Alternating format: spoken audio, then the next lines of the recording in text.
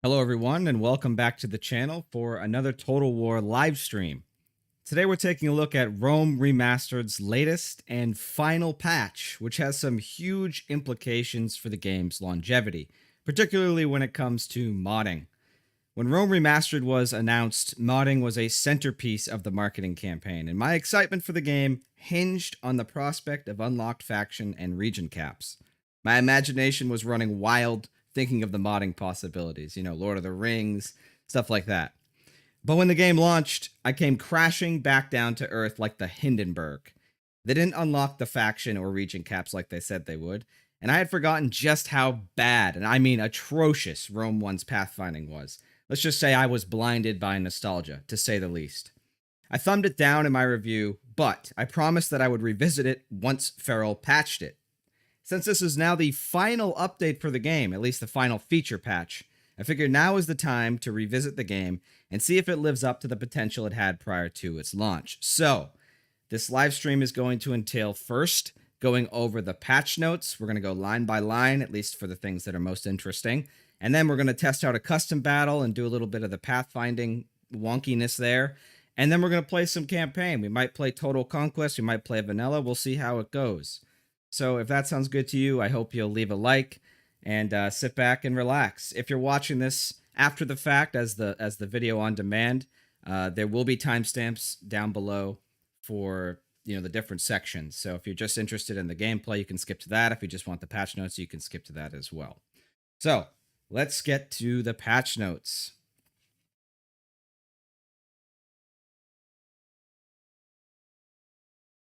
All right. Total War Rome Remastered Patch 2.0.4.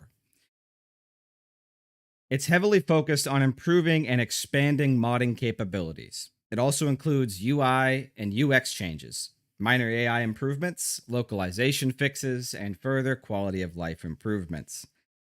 2.0.4 is the final planned feature patch, as we said earlier, for Rome Remastered. We will continue to support the game with minor stability and compatibility patches as required.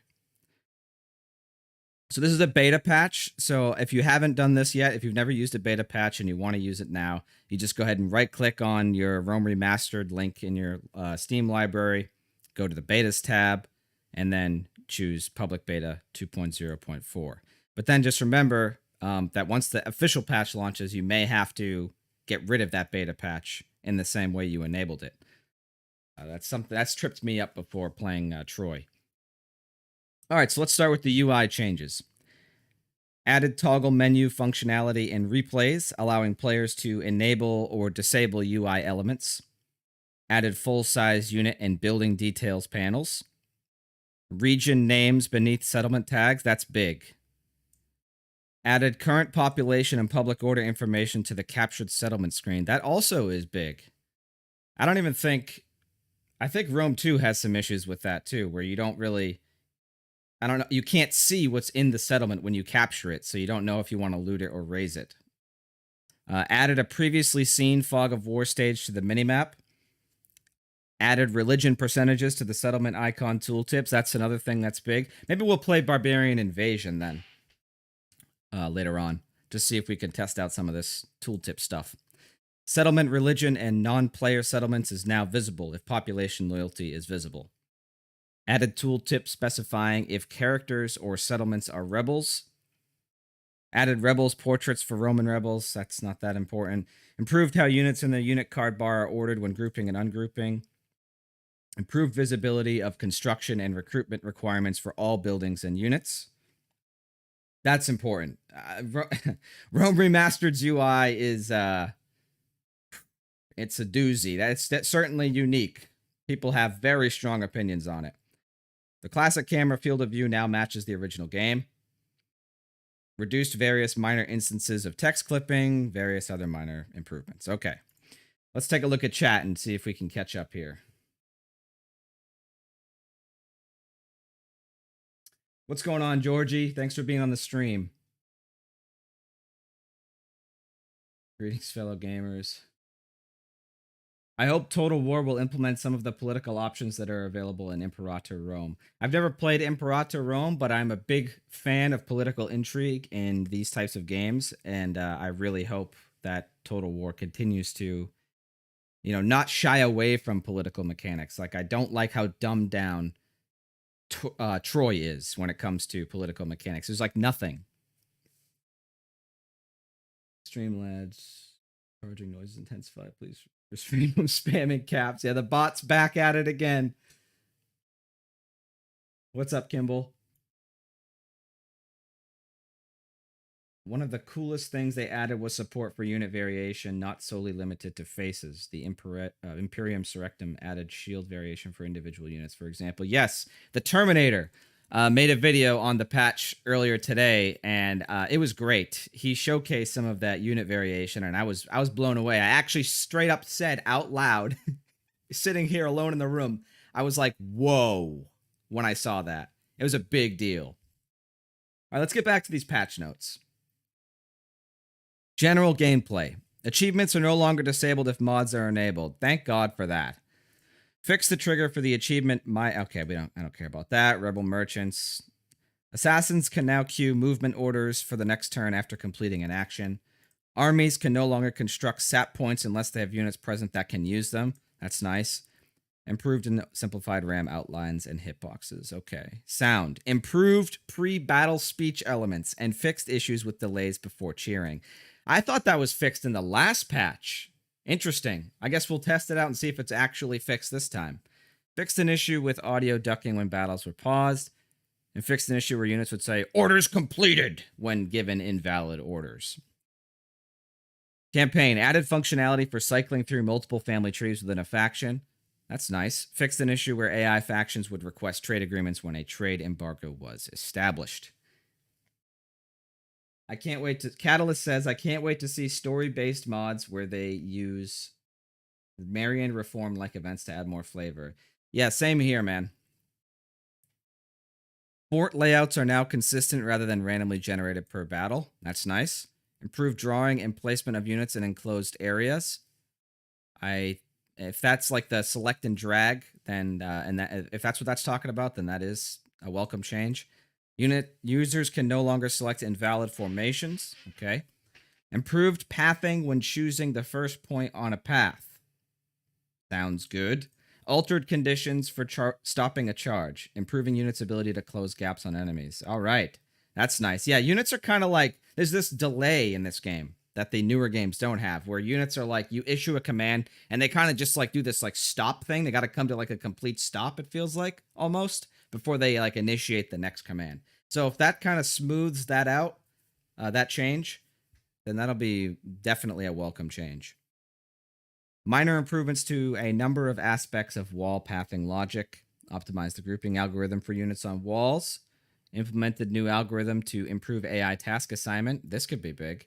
Improved AI for units defending walls, allowing better threat recognition. Improved pathing logic for attacking siege towers. Fixed issues with units climbing siege towers while being attacked. Lots of siege fixes here.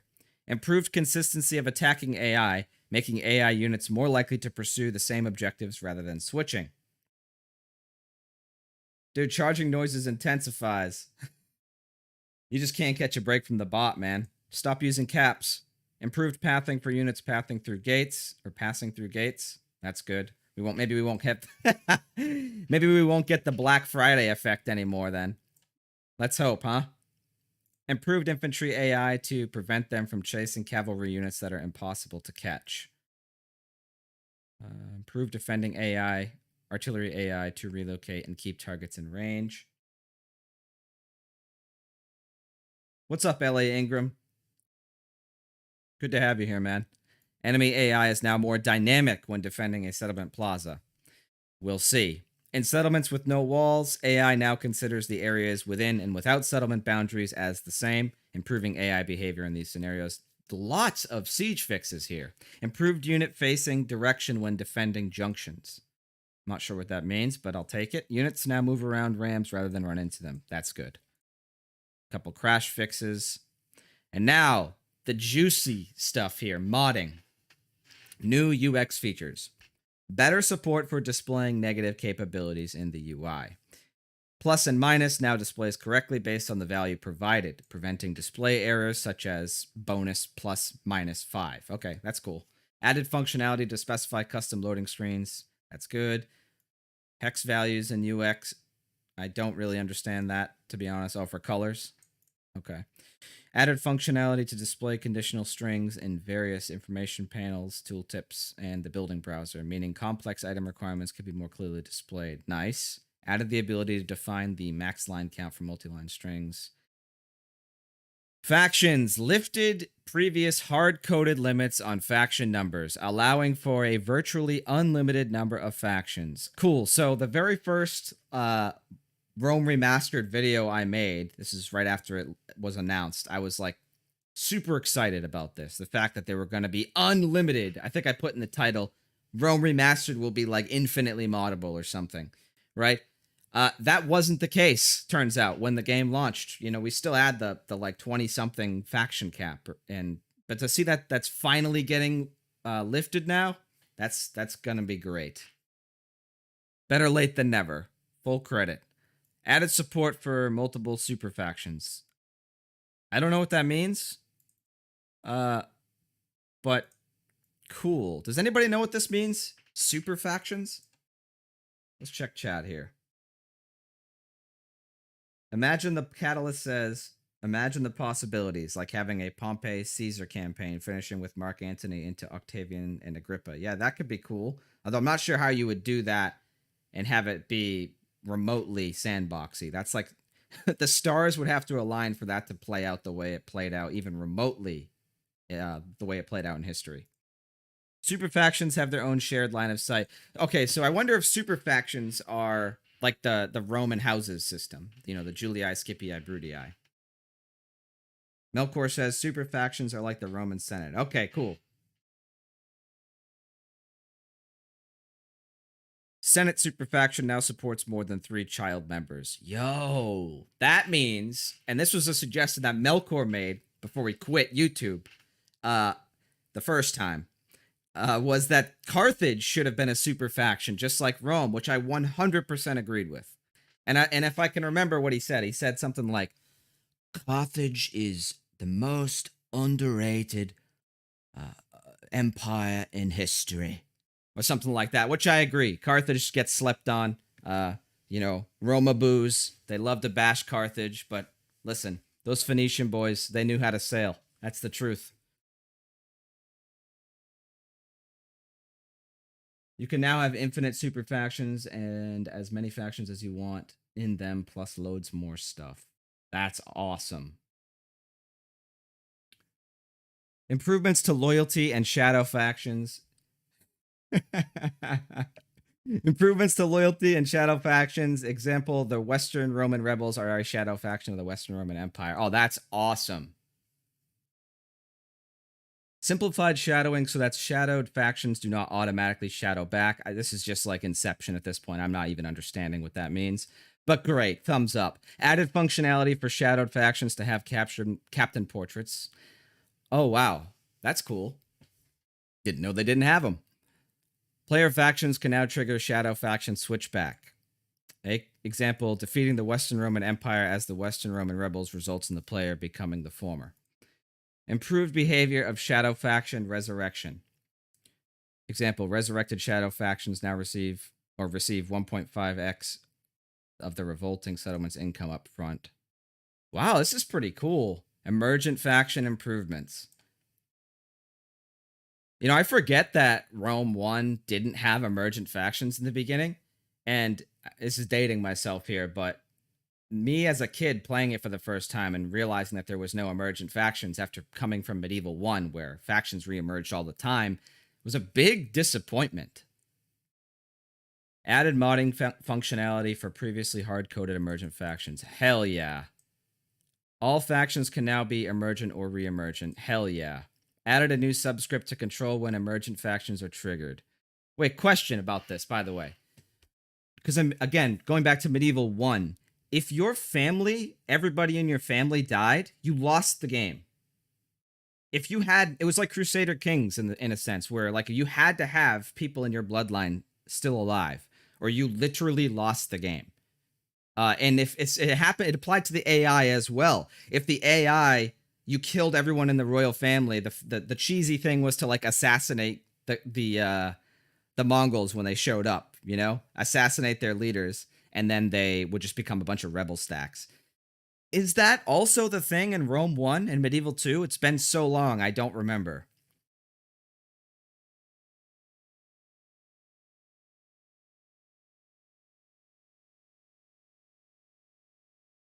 Various minor improvements. That's good. Added functionality. Rebel sub-factions can now have their own custom faction logos to matching banners. Rebel factions now have functioning family trees.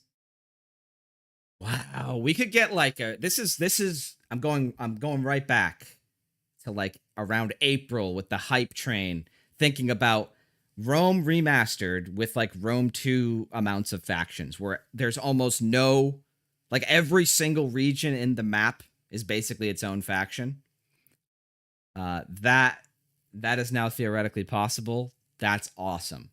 That is so freaking cool. Although the turn times, I hope they don't get ridiculous. Rebel factions, oh, excuse me. Various minor improvements to faction behavior. Rebel and normal banner icons are now combined into the same array, facilitating easier attachment to faction definitions. Added a new description SM faction icons file to facilitate adding faction icons. Okay. Remove the greener gall hardcode. This can now be changed in the description. What the heck is that? Greener gall. Added the rebel type to admirals.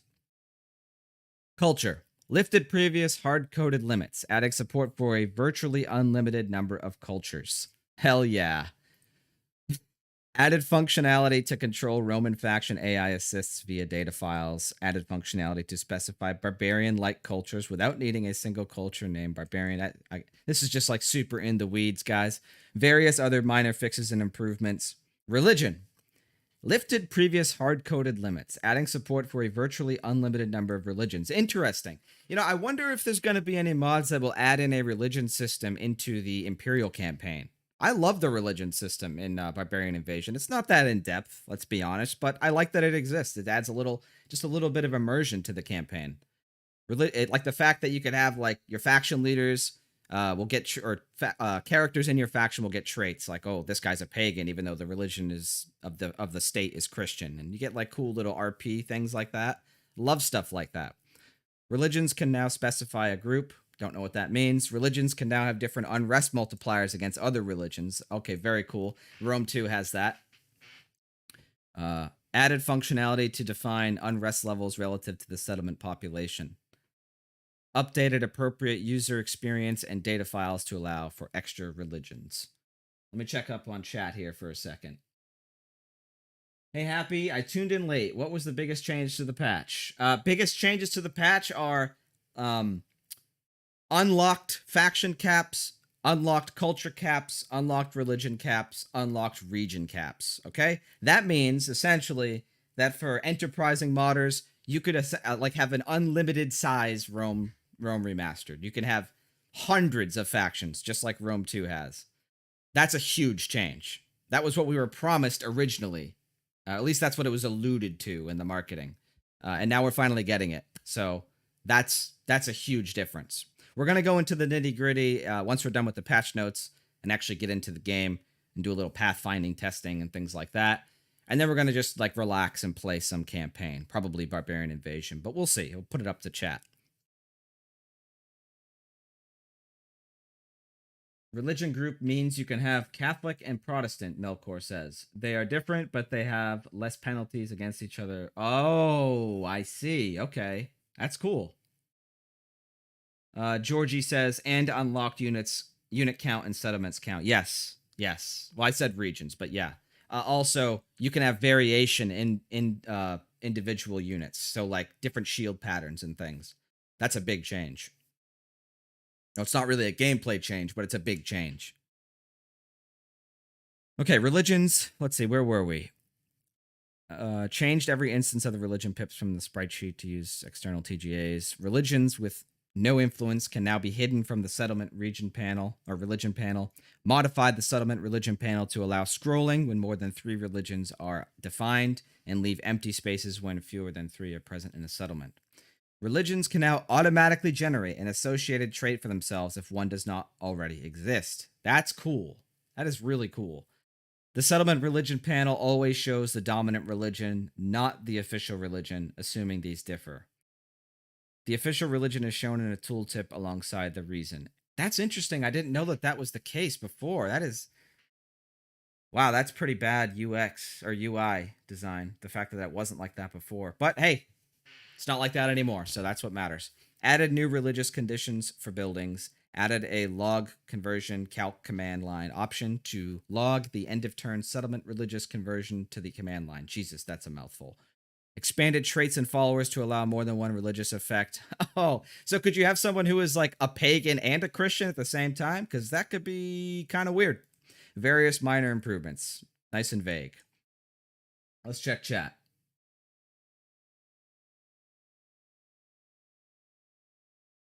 Can you show where you set the beta patch in the launcher later? I can't seem to find it on my end. Absolutely. As soon as this is over, remind me. I will show you how to do it real quick. All right, lifted previous hard-coded limits, adding support for a virtually unlimited number of buildings. Awesome. This is just like the unlimited patch. Everything's unlimited. Added functionality for the building factions condition to be used for upgrade lines. Okay. That's not in English, unfortunately. Added functionality for grouping buildings into multiple groups of mutual exclusivity. Added functionality for new religion-based conditions. That's cool. I could see that being useful. Added functionality for recruitment limits on all agent types, modifiable through building effects. So you could have like an agent cap, like in Rome 2. I wonder if that's what that means. Added AI destruction hint option to building definitions to improve AI logic for destroying buildings. Removed limit of 32 effects per building level. I can't imagine a building having more than 32 effects. That is terrifying. Talk about feature bloat. Added can player effect this, allowing checks if players can ever influence a condition. Replace the implicit temple type, which prevented building multiple temples, with a system of tags and the no building tagged condition. Added a faction-wide condition to check across the entire faction. Made unit availability restrictions and building definitions file implicit. If a unit is specified as recruitable, it will automatically be restricted to the factions it's available to. Okay, combat _V effects. I don't even know if we're going to go through this one. Let me just skim this real quick. Yeah, we're not gonna go through that. Big brain people could probably explain this. I certainly can't. So I'd just be reading text, and that's just not useful. Traits and followers. Here we go. Improved culture support for traits and followers. Added a max allowed variable to traits, specifying the amount of living characters that can share a trait at any one time. Interesting that there was a limit. Or interesting that they added a limit. I wonder what the use case for that is. Added inherit chance, which allows for traits to be potentially inherited by a character's children. This is awesome. See, this is something that's missing in the new Total Wars, right? Ever since we moved to the Warscape engine, the trait system has been less interesting to me. It's like they try. It's not horrible, but it's just not as it doesn't feel as dynamic and as fun. I mean, you get some absolutely degenerate characters in Rome Total War. And that's awesome. I love that. So, the trait stuff and the RPG story, emergent storytelling, it's one of my favorite things about Rome 1 and Medieval 2. So seeing an expansion of this, even just a little one, is nice. I don't think inherited traits are a thing at all in the Warscape games. It would make sense too, because Rome 2 didn't have a family tree on launch.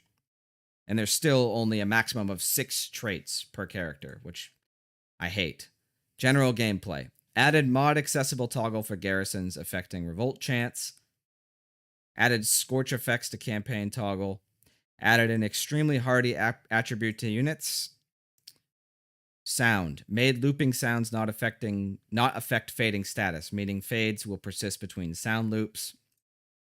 Improved unit selection of responses / barks when they don't have one specific to them. New campaign features. Let's check the chat though first.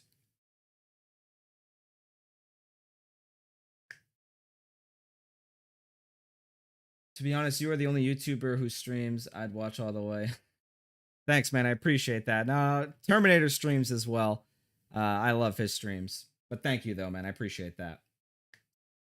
Please don't make assassin or diplomat builds go out of extinct. I used to send 10 spy in Rome 1, assassins in Medieval 2 to kill the king. Just confirmed now, Hot Seat mod is made by Feral and coming once the patch is out of beta. Very cool. When you say Hot Seat mod, how like janky are we talking? You know, do we have to close the game? Man, you just reminded me that it sucks that we never got an official multiplayer campaign for this. That would have really been the icing on the cake, you know? For my inevitable re-review next year of, is Rome Remastered worth playing in 2022? You know, the clickbait. Imagine if the centerpiece was multiplayer campaign. That would have been coming back with a vengeance. Do models still have noodle arms? Yes, they absolutely do still have noodle arms. They definitely skip arm day.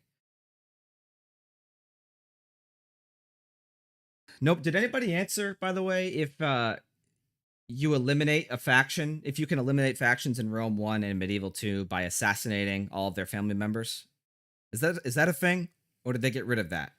Because it definitely was a big deal in Medieval 1. It's hot seat, so I think you have to close the game and send the save file to another player first. Oh, that's unfortunate. All right, let's get back to the new campaign features. Squalor and distance from capital penalties are now moddable. Wow, I'm shocked that they weren't moddable before now. But that's awesome. Minimum and upgrade population levels are now moddable. Major events are now completely moddable. Example, the Marian Reforms. Yeah, Catalyst was talking about how awesome it could potentially be to have other Marian Reform type events for other factions. Yeah, there's a ton of possibilities. Maybe I should learn how to mod Rome 1. Rome Remastered. Excuse me. Whatever. Same thing. They're the same thing at this point. You can't buy Rome 1 anymore. Just use them interchangeably. Religious unrest penalties can now be modded per religion. That's good. I thought we already covered that, but that's okay. Added functionality to override the default religion of a settlement. Added support for per settlement custom models on the campaign map. Added functionality allowing settlement names to be used as character surnames. Yo! Where are my role players at? Raise your hands. This right here. Our time has come. So you could have like Diomedes of Sparta and stuff. Unless I'm reading this wrong. Because I'm getting excited right now. You know, Balian of Jerusalem. Things like that. That's what I'm reading. That is awesome. Now, it says added functionality. Does that mean it's like there but not in use so modders could do it? Or is it just like, hey, this is now in the game. So your characters can now take on the settlement name as their surname. Because if that's the case, oh boy, that is awesome. That is an awesome immersive touch.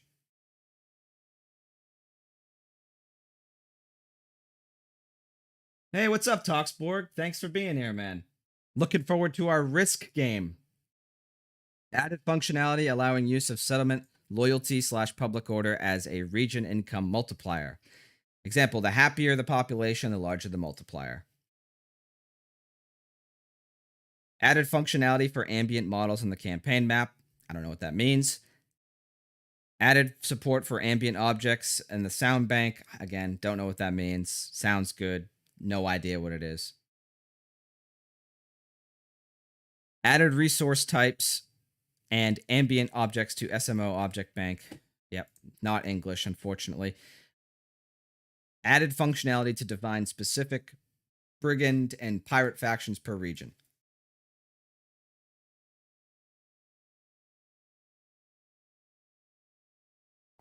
Added functionality allowing land-based rebel factions to spawn handler units. Setting pirate and brigand spawn rates to 0 disables spawns. Added functionality for opaque fog of war, which hides undiscovered areas and their terrain completely. Oh, wow. So exactly like how Rome 2 does it, where it's literally a blanket, like a fog blanket. Added functionality allowing overlapping mercenary pools.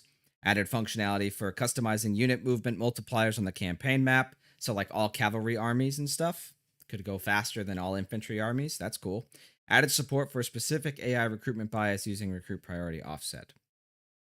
New battle features. Let's check chat before we get on to the next section.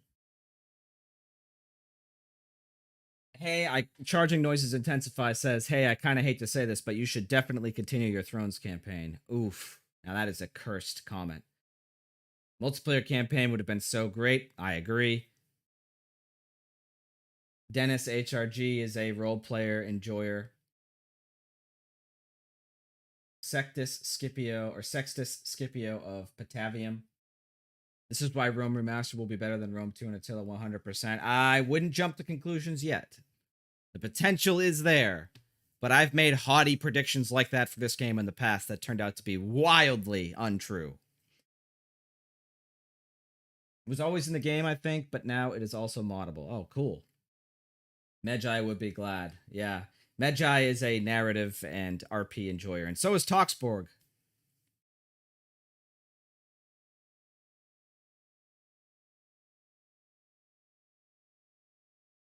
Return to tradition. Yeah.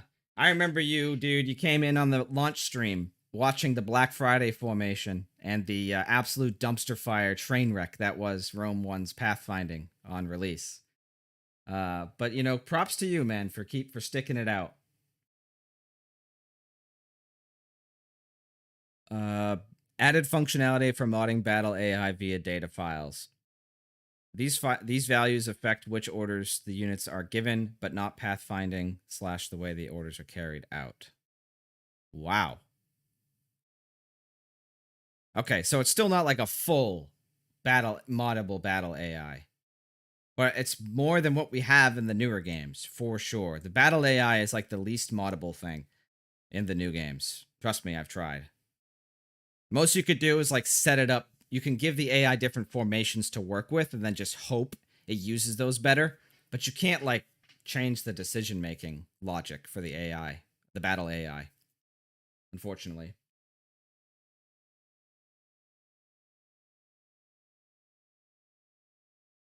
Let's see.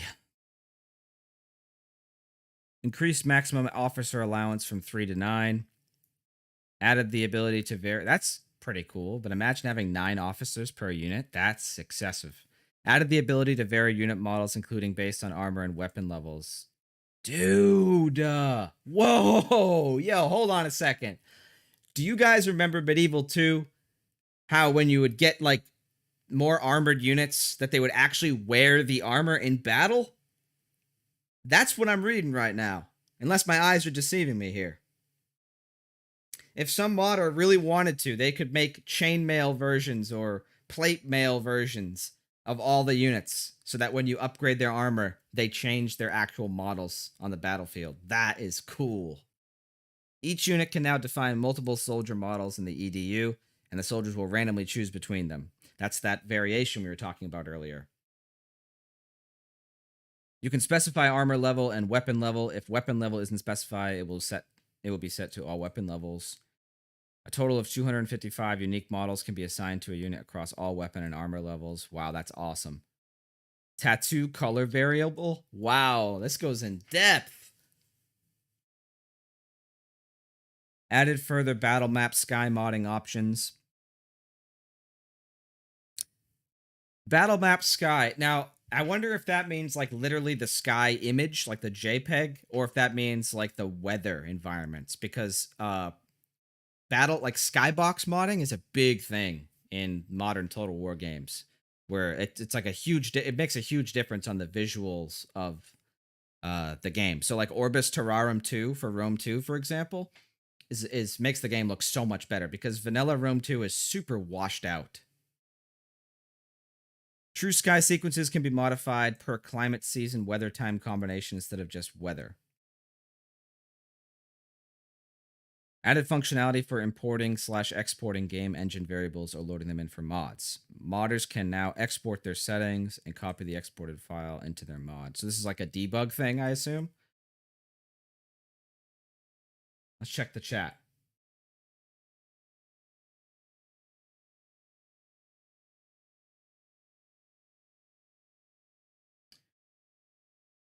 I don't hate the new Total War games. I just wish CA would not be so lazy with them. Yeah, fair enough, man. Except for the UI, it's better than every way. I disagree. Now that's awesome. Yes, it is. Let's see. Georgie says, hey, they just have a new vision for them. Most of the people who worked on Rome 1 and Medieval 2 are not in CA right now. Unlucky says, are they fixing the pathfinding? Because if it's still bad, because it is still bad, like chariots are basically unusable in cities. We're going to find out. There was a lot of siege pathfinding stuff in the notes earlier, so we're going to find out soon. Let's see.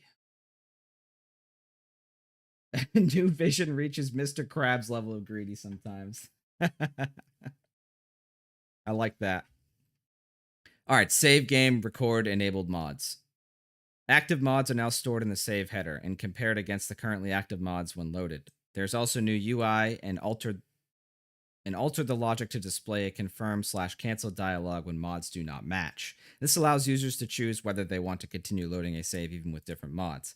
Yeah, because if you loaded a save with different mods, you could actually end up having a different outcome in the replay, I believe. Oh, this isn't replay. Excuse me. This is just for save games. Never mind. Yeah, of course you would want that. Name lists.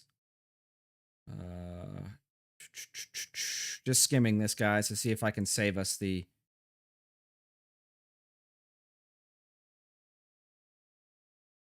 Looks like a bunch of name changes for character stuff. Future-proofing measure against future character changes to give it better modding control. Added the ability to inherit one name list into another to cut down on duplicates. Improve logging for invalid names by virtue of the new and more logical, flexible layout. Yeah, this is going to be too much into the weeds, even for us here. So, added functionality for factions to be specified in captured settlement, meaning players can give a captured settlement to an AI faction.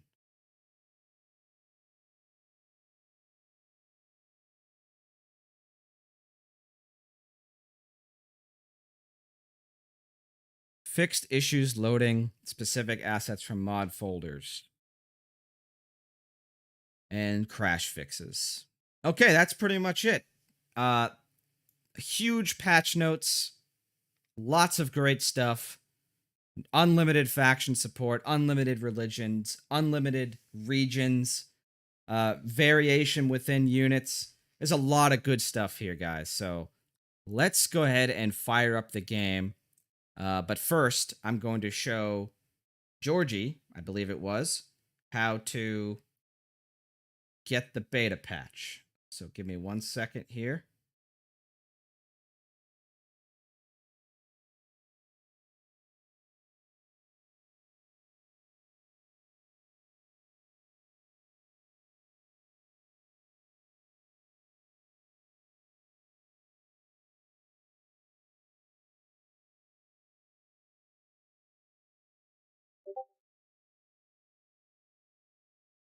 All right.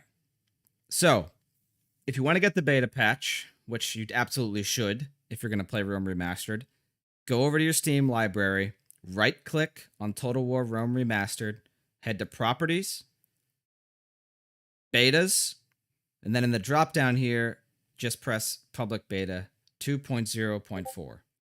And then, once you do that, it'll download, you'll get the name will change to this, and you'll be good to go. So, let's play some Rome Remastered with the new patch.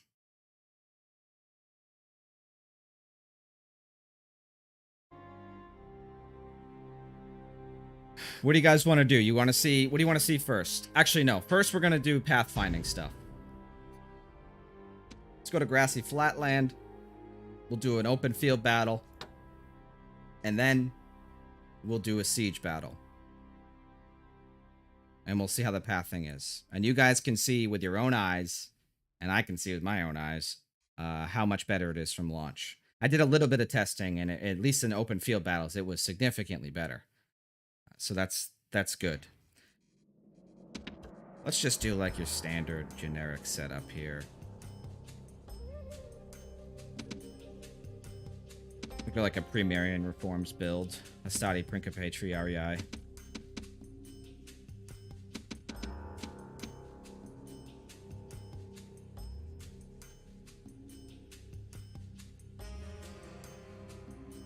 What the heck are Triarii here? Am I blind? There we go.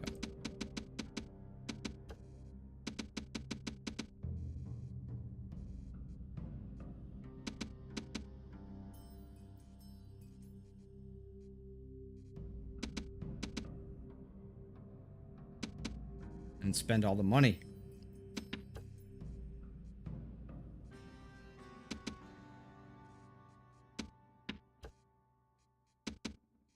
Alright, doesn't need to be perfect. We're just trying to test pathfinding here. We'll go with, what do you think, Egypt? Yeah, Egypt's good. No siege, because get that cringe out of here. And let's start. Let's check chat now.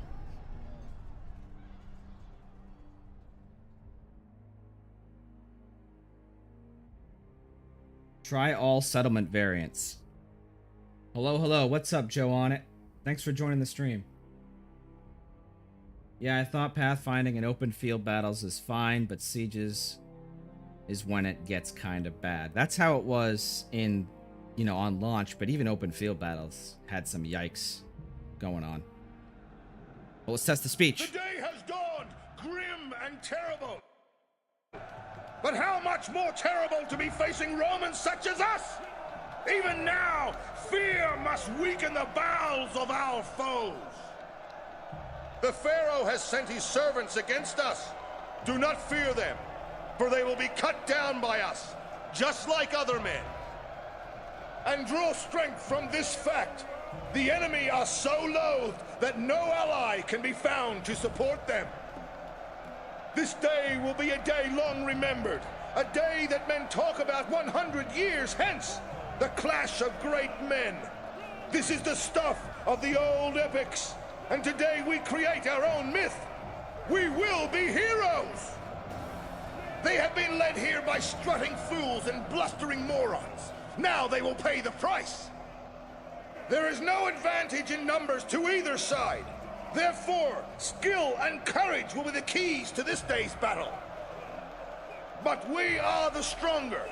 They will seek to trick us, but we must be alert and crush these weaklings. There is no shame in fear. There is only shame in letting fear rule you. Try not to look scared, and you'll find bravery in your heart.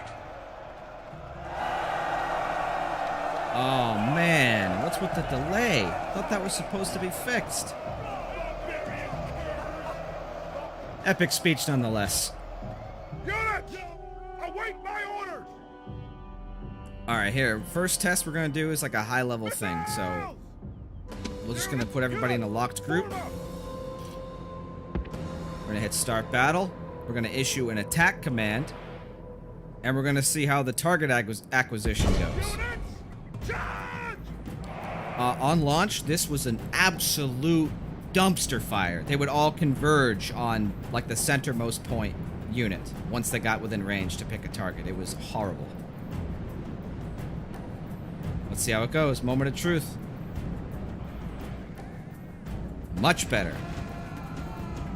Still not perfect. You can see there's some units here who are randomly picking like the onagers to go through. But this is a massive improvement. Massive over launch.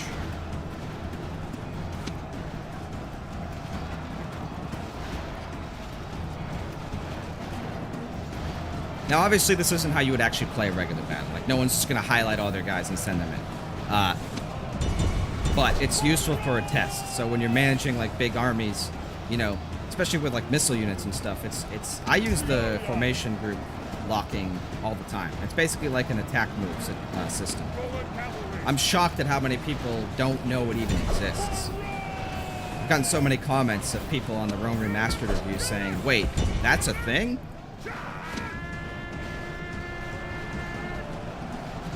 Now let's try the responsiveness, right? They said that charging was more responsive. Let's give it a test.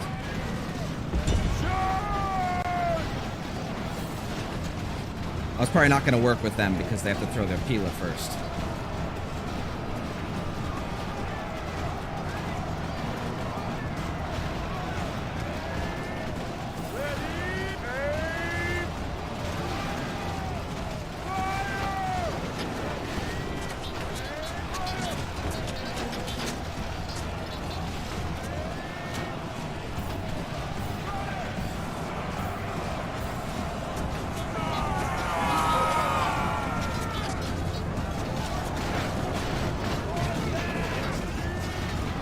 That didn't really tell us much. I think we'd have to use someone who doesn't use Pila to get a better test.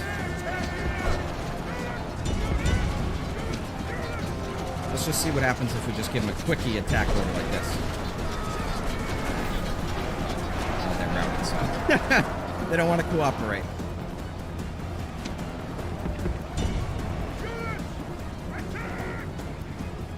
All right. We get the idea here. Let's do a settlement battle.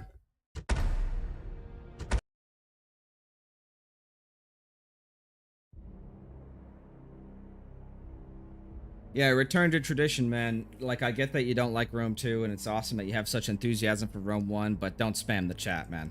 And don't play dumb either. Pretend like you don't know what spam is. You've said the same thing, copy and paste, like 50 friggin' times in the past 10 minutes. You know, how stupid do you think we are?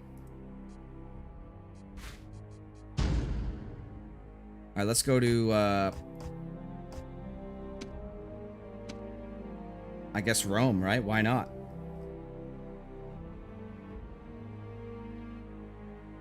Is this a mod, Magnificent Fish? Or Magnificent-ish? No, it is not. This is completely vanilla, just on the beta patch.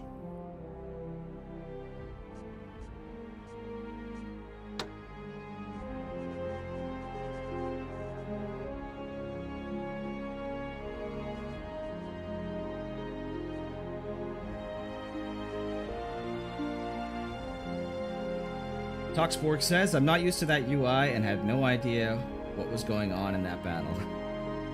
Basically what was going on is I was getting destroyed because I was just not microing at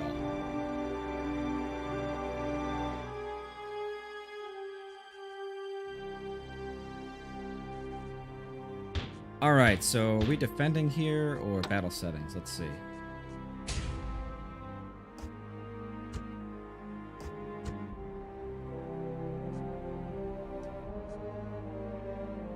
I think, should we do a city battle with like walls and stuff and see how the pathfinding does, or should we do a minor settlement battle? Because those barbarian minor settlements had awful. That was the Black Friday formation, was on the barbarian minor settlements. But you guys let me know. What do you want to see first? City battle with walls or a minor settlement battle?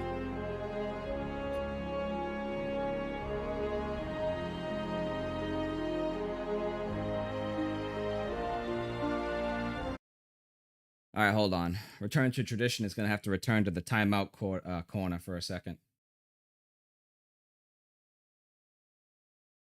Take a timeout, my friend.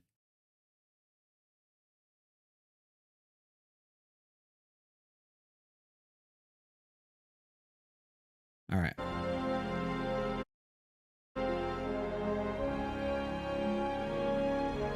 I hear you guys on the Discord, okay? I've been putting it off. I've been dragging my feet. It's an open secret. Everybody knows it. It's gonna happen eventually, TM, though, okay? I hear you. I see you. I understand. It's happening. It's gonna happen. To be honest, it's a little, it's a bit intimidating, to be honest. Like, my friend the Terminator here, I'm sure you guys all watch him as well. I'm in his Discord, and he's, you know, he's only got a couple hundred people in there, and he still gets, like, degenerates going in there spamming racist stuff and stuff. It's a headache, you know what I'm saying? Who has time for that? But I get it. A Discord would be great. There's so many times when I wish I could just talk to you guys and ask you just directly what you think about something. And I have to make like a community post on YouTube and stuff, and it gets kind of cringe and clunky. And yeah, a Discord is so much better than it's so good for just being able to interact directly. And if we wanted to share mods and things like that, that's the best way to do it. So it is in the cards, rest assured. I hear you. All right.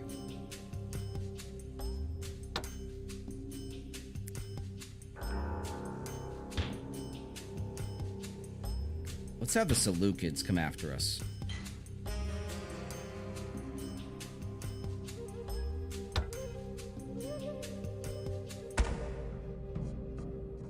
They need siege equipment, huh? Are we the siegers? Oh, hell no, I'm not attacking. No, sir. We'll be defending. If I can figure out how to set me to the defender, that is. There we go.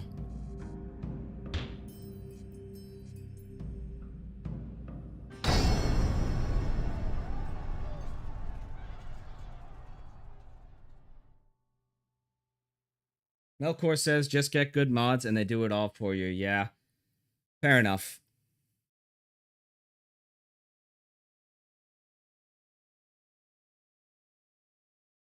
I'm gonna get banned in like 5 seconds for asking Happy to continue his Thrones campaign.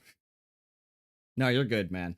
Joe on it says, I'm doing well. Sorry it took me a bit to respond. I'm cooking dinner. No worries, man. What are you cooking? Anything good? Best 15 bucks I spent. Yeah, in my review, I said that, I actually don't know if I said that it was worth the 15 bucks, but I did say I didn't think it was worth 30. I don't feel like, I didn't have any buyer's remorse for 15 bucks. I got the nostalgia hit that I wanted out of it. I was still disappointed, but 15 bucks is only 15 bucks. Man! But 30 bucks? The battle is inevitable! That was a thumbs down from me. Victory hangs in the balance! Do your duty as true Romans, and victory will be within our grasp! Today we march against the... We already heard the epic speech. What's with the frame drops, huh? What the... What the heck is this? What are we playing, Attila? Look at this dog shit FPS. Might have to turn down the settings. Alright. Archers! Triarii! Oh, this is unplayable. Hold on, I gotta turn down the settings.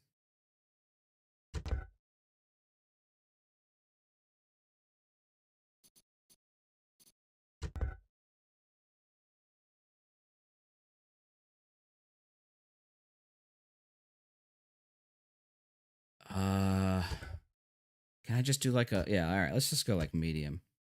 It's gonna hurt. Alright, much better. Who wanted to see the noodle arms on the troops, by the way? Somebody did. Somebody asked if they still had noodle arms. Here's your answer.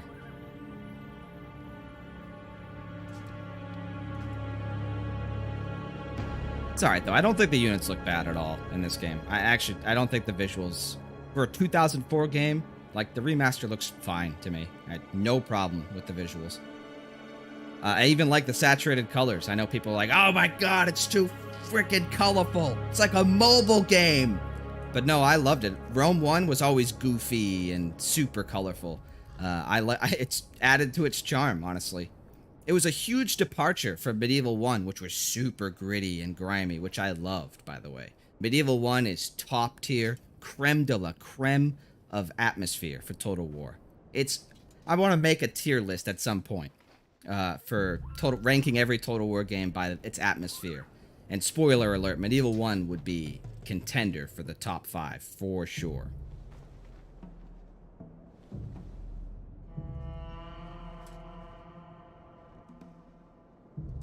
All right. Archers! Let's just... All right, we're going to test out the pathfinding and stuff, so let's put a bunch of people in the town square and then run from there.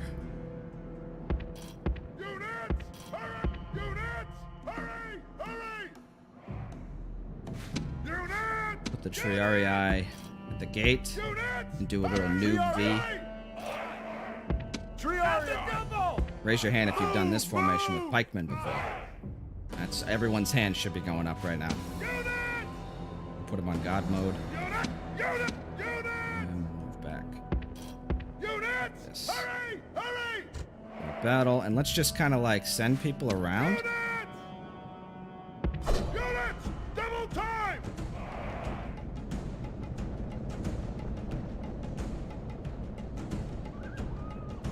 Didn't I tell him to go somewhere too? Oh no, I didn't. Okay, no. Everyone who I told to move is moving.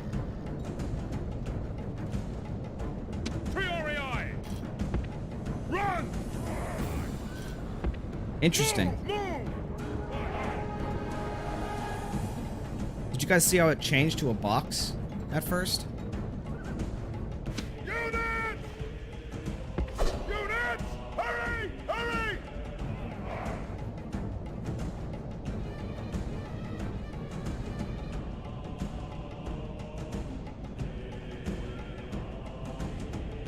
Jesse says, am I weird for liking Rome 2 so much? No, you're not weird, man. It's my favorite historical.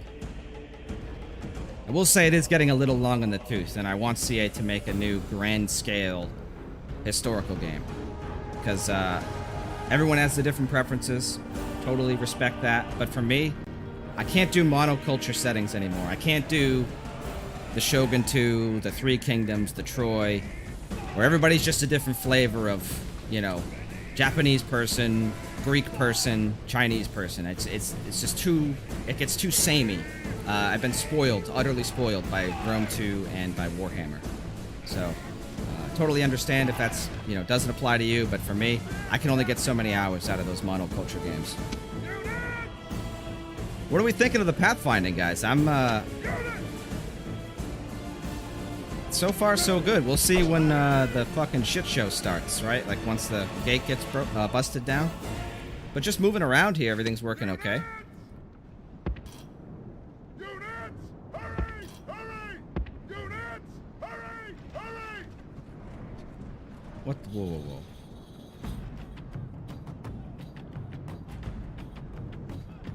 Okay, I guess that makes sense to go that way.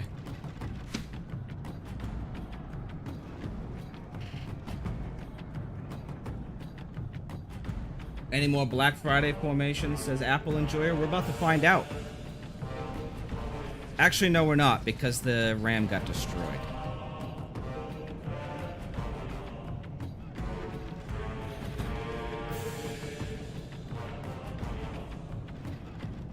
Is it possible to turn that UI circle above the troops for remastered? This feels very weird. Yes, you can turn that off. Let's see real quick. Settings. Gameplay. Wait. Yeah, no, yeah, you can turn it off. Sorry. You just have to hold space and then uncheck unit status, and it's gone. Now you're back to how Rome 1 is. Looks a lot cleaner, but it's also not as easy to see where everything is, so I like to leave it on. Yeah, I agree with you, though, that that doesn't look that good. I don't think it looks very good at all, the circles. Like Attila and Warhammer and Troy have much better 3D icons like that. I like the 3D icon system, by the way. I know some people hate it. I'm totally okay with how Attila did the unit icons above the heads instead of just the floating flags. I think it's stylish and very modern. It's definitely readable. Rome 2's giant banners are not very readable at a glance compared to Attila's. What is the AI doing here? He's just sitting here.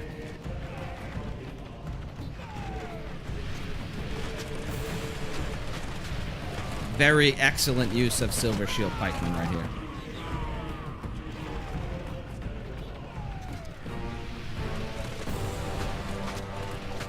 Hey, Happy, do you hate Attila? Asks Charging Noise to Intensify. Absolutely not. It's a bit of a meme that I shit on Attila, but I do not hate Attila. I actually really enjoy Attila, and I plan on making a video about it in the somewhat near future. No, I do not hate Attila at all. I think it's a really good game. I just hate how bad it runs. It runs we must look for our horribly. and skill. But Age of Charlemagne is one of the best DLCs ever made for a Total War game, in my opinion. And I love Attila's atmosphere and, like, apocalyptic doom feeling. What the hell is this? Alright, well, I think we have some confirmation that the CJI is clearly no Hannibal Barca.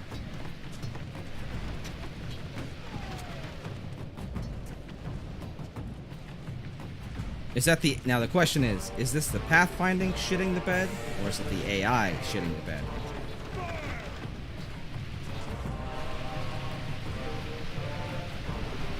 Georgie asks, do you like BI more than vanilla? That is a tough question. I'm going to have to probably say no. There's a lot more variety in vanilla. Going back to the monoculture rant of a few minutes ago. But I do wish that Attila was a DLC or an expansion pack for Rome 2, just like Barbarian Invasion is for Rome 1. I think that both games would have benefited greatly from that. What is...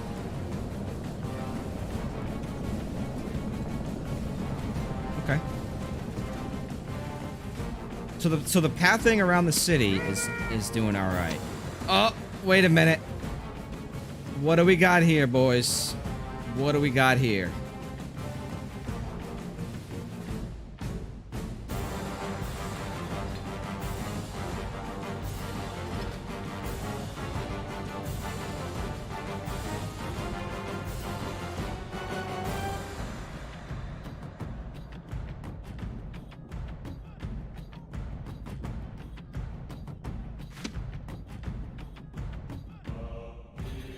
I should just make this like my YouTube intro.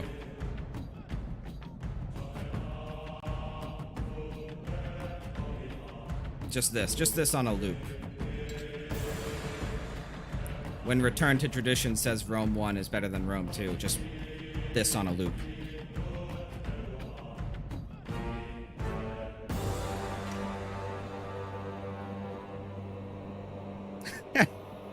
The Three Stooges, he says.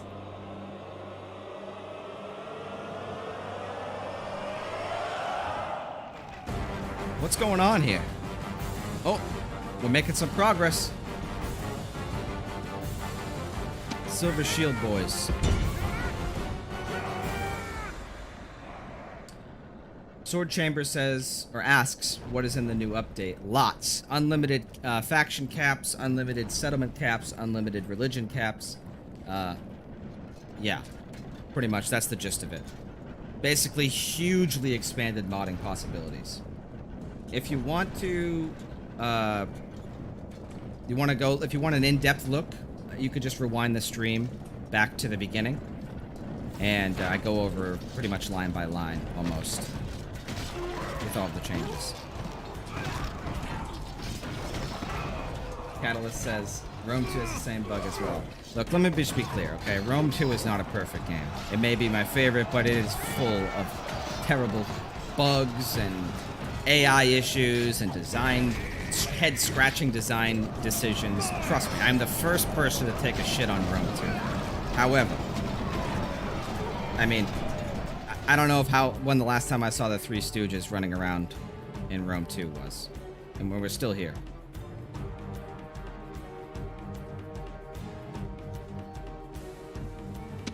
This idea that Rome 1 is superior in every single way is just, I mean, that's just an opinion, I guess, but it's just not one that I have. Can we just talk for a second how badass these Silver Shield Legionaries look, by the way?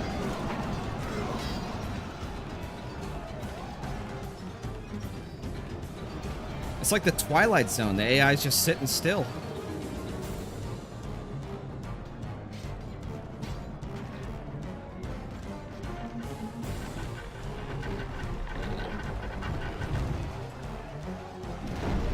The Maddox says there should be fewer siege battles in Total War. I agree. There should be fewer, but more epic siege battles. Like, when they happen, you want them to be these awesome Helm's Deep-esque set pieces. Not like, oh, this is the 53rd siege battle of the day, you know, on turn 200. That's what sucks about Total War Sieges is the monotony. That's why another unpopular opinion I think that I have for Total War is that I actually like the faster paced battles. You know, I want to be in and out. 10 minutes, 15 minutes tops. The long slugfests, you can take them. You can have them. Because, you know, in a campaign, like, you'd be fighting multiple battles per turn when you get into the mid-game. And especially ones where it's like, okay, I know if I auto-resolve, I lose, but if I fight this out, I win. It's not even like it's a fun battle. That gets really tedious when they take too long. So I actually really enjoy, or prefer, the faster battles. As a general rule. Sometimes they're a little too fast. I think Rome 1's battles are too fast. Shogun 2 also had lightning fast battles. But I'd still take those over Medieval 2's, like, slugfest, clunky, clunkfest battles any day of the week. I think Medieval 2 has some of the clunkiest feeling battles in the entire series. Rome 1 is light years ahead of it, IMO.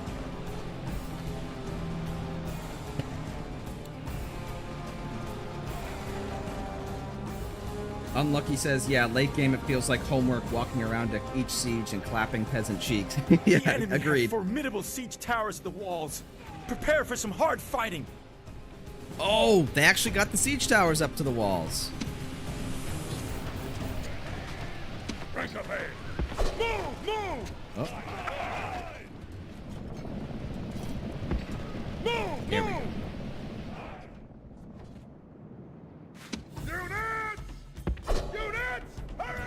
Well, I'm glad we decided to do a siege, walled siege first, because we get to see the AI in all of its glory here. Just standing in tower range, getting shredded. Look to the inner defenses. Cooley The 2020 walls have fallen asks, to the enemy. The do you think gods Three have Kingdoms have abandoned the us. best campaign mechanics from any Total War game? Oh, that's a tricky question. I'd say it's in the top tier for sure. Attila also is up there.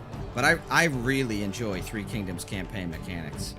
To me, that was like a gut check, right? After playing Warhammer 1 and 2, especially Warhammer 1, which is so simplified, the campaign is like super, super basic in Warhammer 1. And in Troy as well, minus the resource system. Three Kingdoms was like a nice breath of fresh air. It's like, okay, you had me worried there, CA, for a second, I'm not gonna lie. But you reassured me, because Three Kingdoms brought back a lot of the things that, you know, we were missing. Like population and character traits that were interesting. Three Kingdoms, like, Wuxing system with the different colors and stuff permeating every aspect of the game design. It took me a while to grow onto it, because I felt like it was too constricting at first, but once I, like, bought into it, I grew to really enjoy it. I think it really fits the game's setting, and I love that it just is in every aspect of the game. Buildings, units, generals, you know, character types, things like that. So, I don't know if it would be the best, because it doesn't have, like, religion and stuff, but it's certainly up there.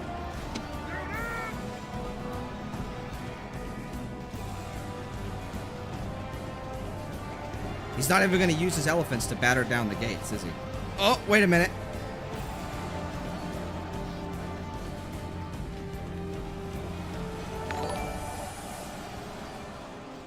Hey, thanks for the subscription, Commissar. Let's see if the Three Stooges are still at it. No! They're gone!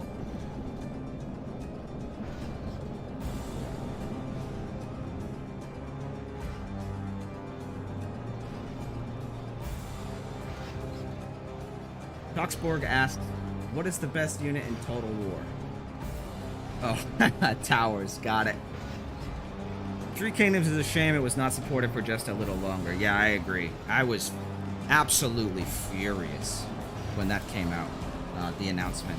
It just the framing, too, where they're like, oh, it's the future. It's the future, guys. AKA, there is no future for Three Kingdoms. Oh, it was awful. It was just, I couldn't stand it.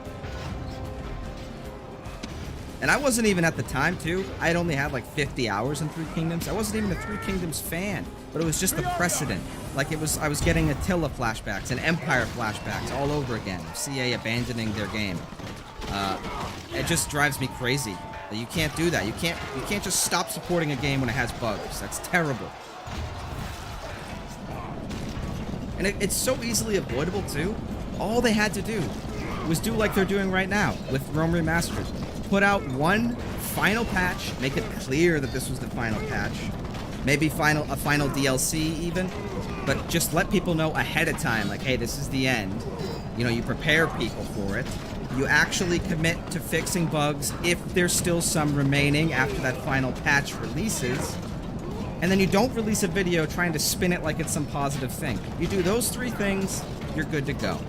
It goes over way smoother. It's like they just did the worst possible thing they could have done. Nobody says you have to support a game forever. If your DLC isn't selling, all right, it doesn't make any sense to make more DLC then.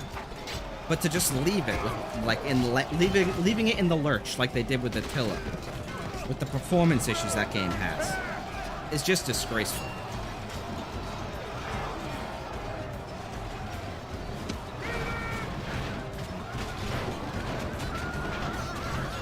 Here we go, Black Friday formation.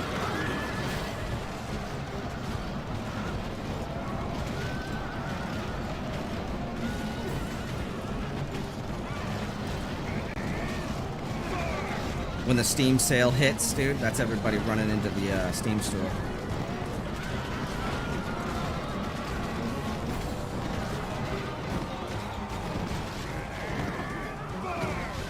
Let's check up in chat here. What microphone do you use? The quality do be epic. Hey, what's up, Loki?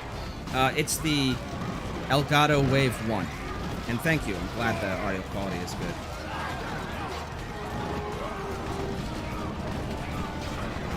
Catalyst says best unit in Total War is legit Legionary Cohort. Take your word for it, man. Fair choice.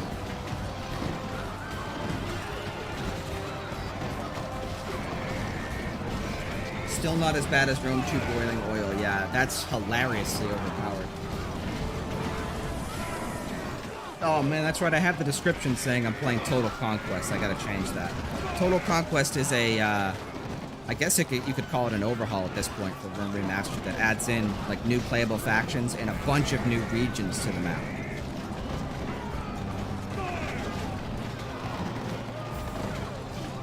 Oh, Commissar, you're the creator of Total Conquest? Get the hell out of here.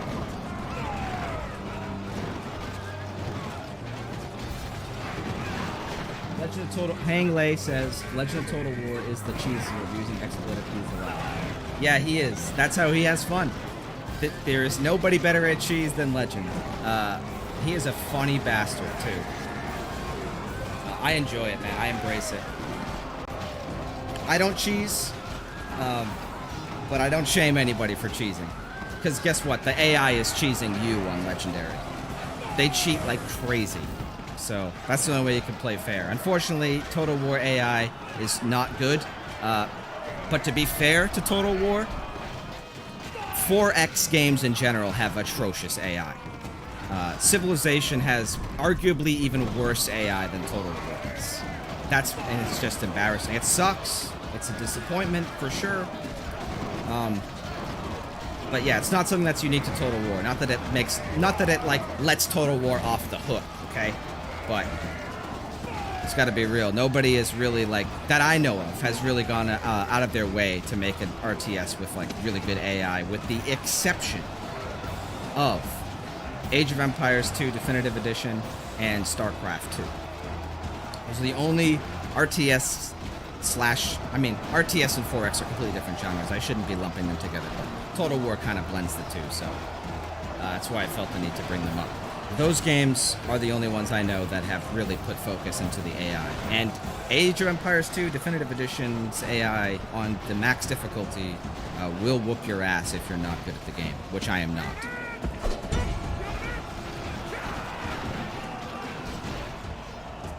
But yeah, I wish Total War had more competitive AI, for sure. For sure. It's especially bad. I mean, it's better in the newer games than it is in the older games. Okay, I can actually somewhat play the game competently without completely shitting the bed, as we've just seen here, with, you know, standing still and stuff. But those things still happen, just at a, you know, less frequently.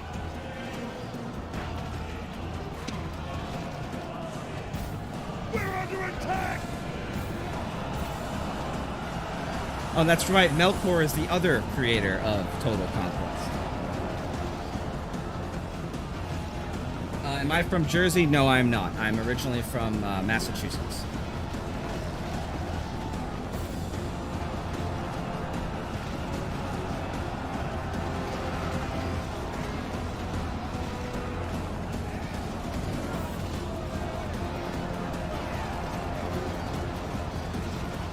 Real challenge should come from smarter opponents.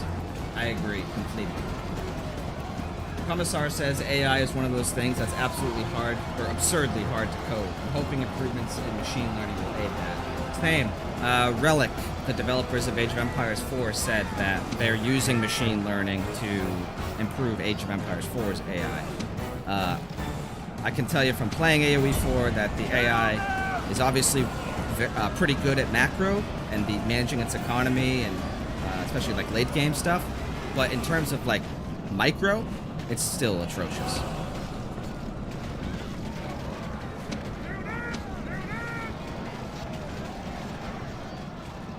All right, I think we've gotten all the utility out of this battle that we can. We've seen the pathfinding within the city, and it's decent. We've seen the attacking siege AI be atrocious. So that's pretty much what we wanted to see, right? Out of this siege battle.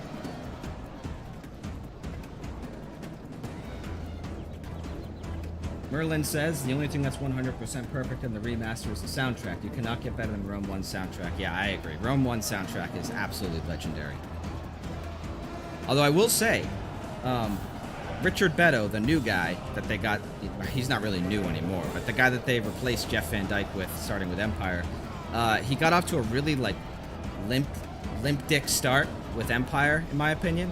But he's been, like, on and off putting out some bangers. Like Napoleon Total War has an awesome soundtrack in my opinion, and Troy also has a pretty good soundtrack. Attila, pretty good soundtrack.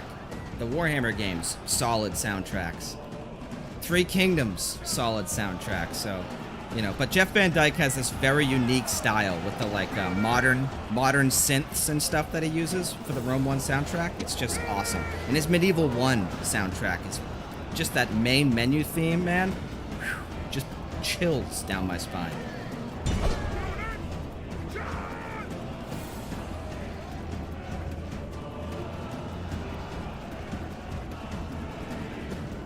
Catalyst says, I'm taking artificial intelligence courses right now, and oh god, there's so much math. Meanwhile, big companies are slashing budgets for AI implementation. Man, my hat's off to you. Pour one out for Catalyst.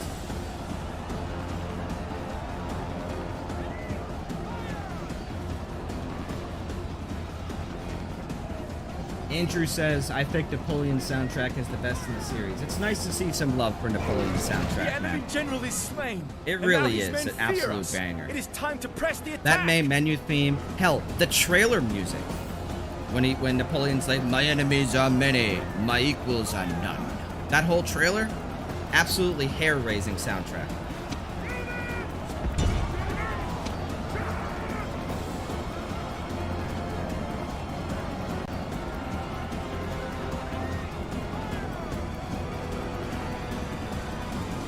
All right, let's do a little campaign. What do you guys want to see? You want to see? Let's do Total Conquest since we got both of the creators here.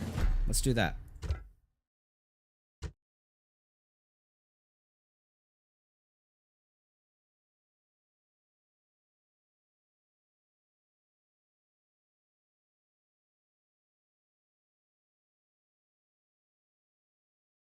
Magnificent Dish. How do you get the beta patch? He wants to know. If you scroll back a little bit in the stream, I showcased how to do it. It's pretty simple. You just right-click on Rome Remastered in your library, and then go to Properties, go to Beta, and then click on the 2.0.4 beta. All right, we are now launching Total Conquest, so you guys can see what this epic mod is all about.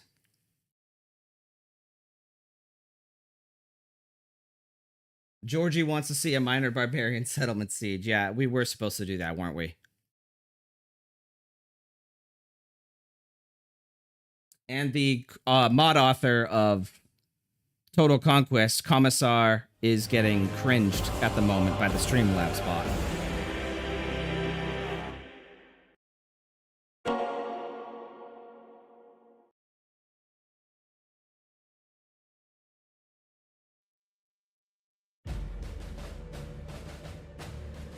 Now that is an interesting background. So, which of the two mod authors want to explain this one?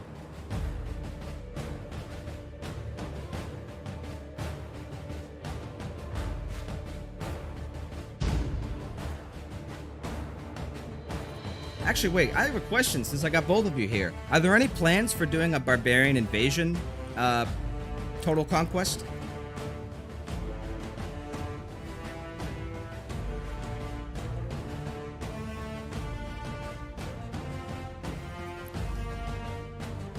Alright, chat. Who do you guys want to see? We should probably let the creators of the mod pick the faction, no?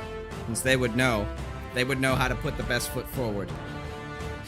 They have all the dirty little secrets of what's unfinished and what isn't.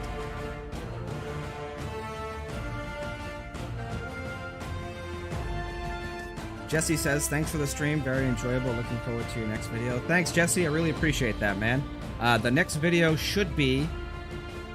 The next major video is going to be a Rome 2 Mods Weekly. So there's your preview. Looks like we've got three votes for Rome, 1 vote for Carthage. Don't worry, Magnificent Dish. I see that you just got cringed by... Alright, this Streamlabs bot is starting to piss me off now. How do I get rid of it? Hold on.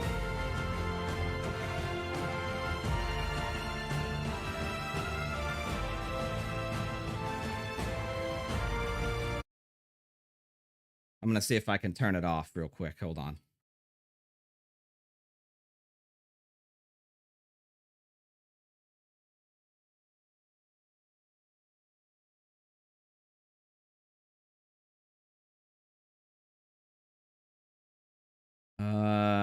Let's see. Bot. All right. The caps protection should no longer be a thing. So hopefully the cringing stops.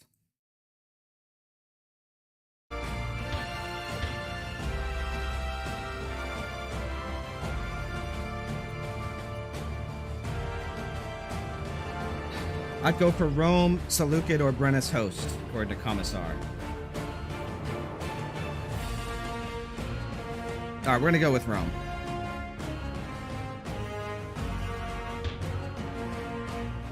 F in the chat for the Brudii and the Scipii and the Senate, who are no longer with us. They've been absorbed by Rome.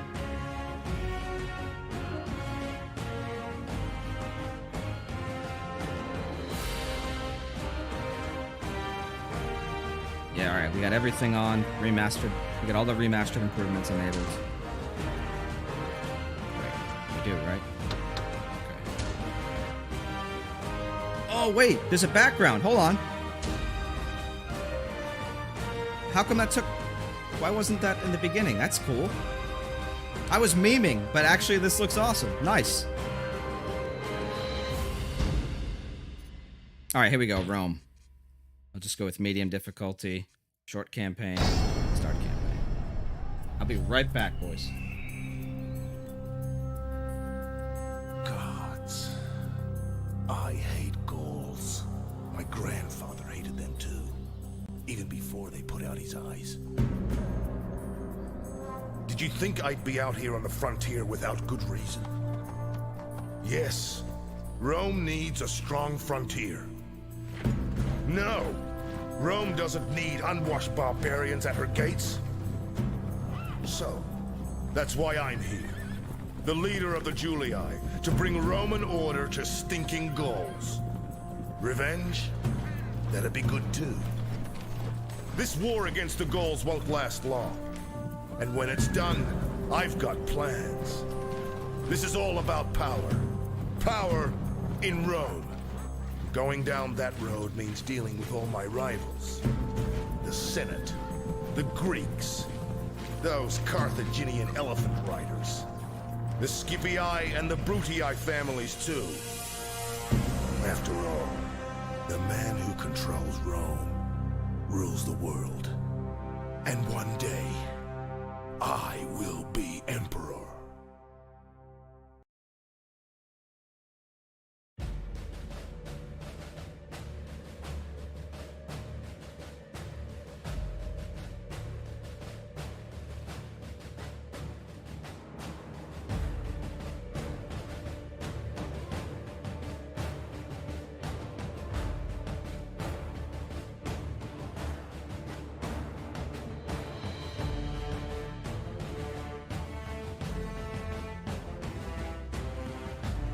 I'm back.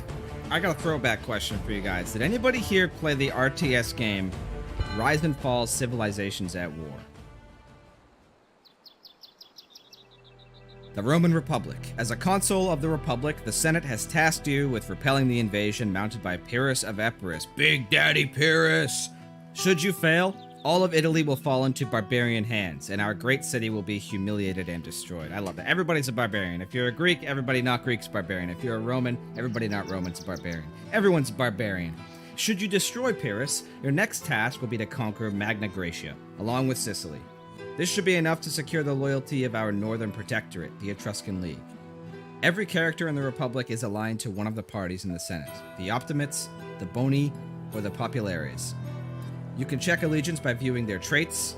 Influence grows by winning battles, becoming faction leader, and spending time in Rome. It can be lost by losing battles. So it's kind of like the politics system in Rome too, I assume is what they're going for. Let's go ahead and turn the graphics back up.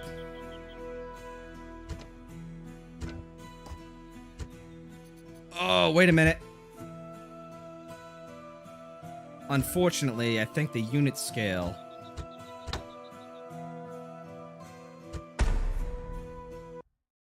Crap, I think the unit scale might be on medium.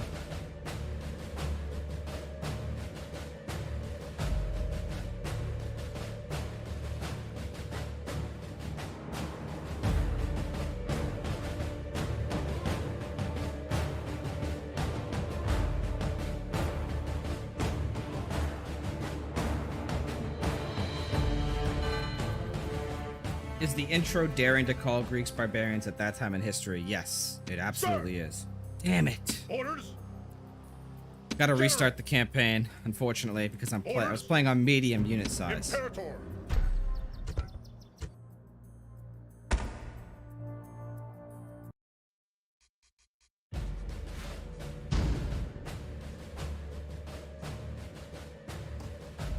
Unit scale high? Let's see. Do we want high or do we want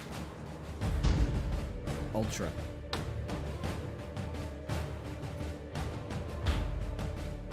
Oh, that was on unit scale high. Okay, we want ultra.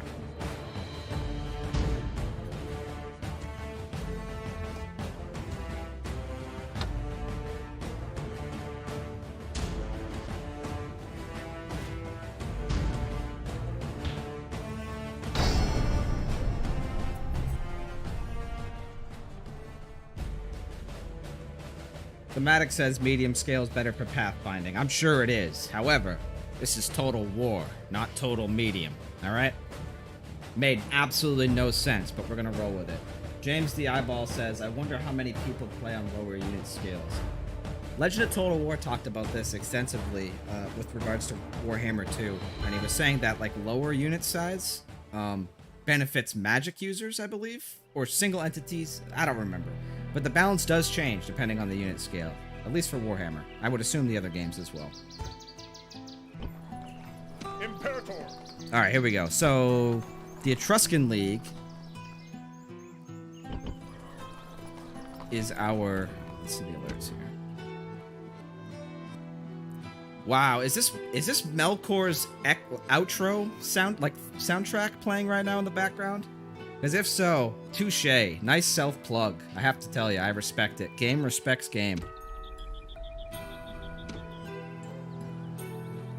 Defeat imminent, the Seleucid Empire? What? Okay, we're just gonna ignore that and hope nothing comes of it.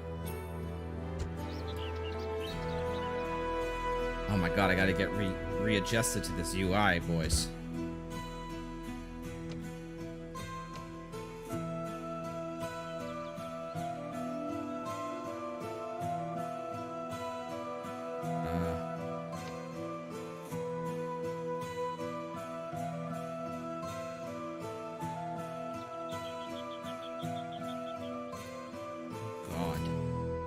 It's been a while since I've played with this system. The Romans. Imperator! Alright, let's see if we can crush Pyrrhus first. General!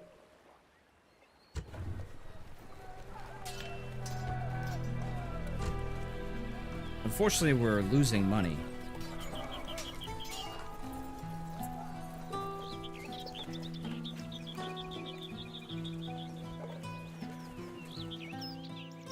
Sir! Prepare for battle!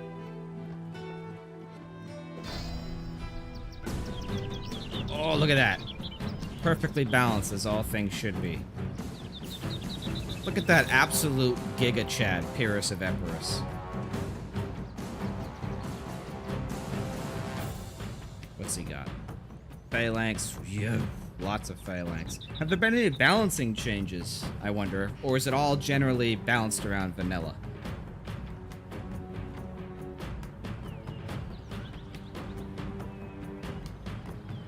This is gonna be a yikes. I'm not gonna lie to you. He's got a 93-man General's Bodyguard unit. He's got war elephants. And he's got a boatload of pikemen. And I do not have a huge amount of missile units. Maybe we could try something. We're gonna just play it out, obviously, but I wonder if we could play like kind of like a hit and run thing. Try to use all of our Pila to whittle down those giant phalanx units and then engage when they've been weakened. Ion Zubia says, I'm sorry, but I'm rooting for Pyrrhus. You know what, man? I do not blame you.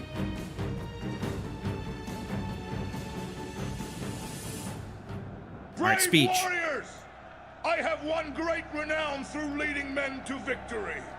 I see no reason to change the habits of a lifetime today.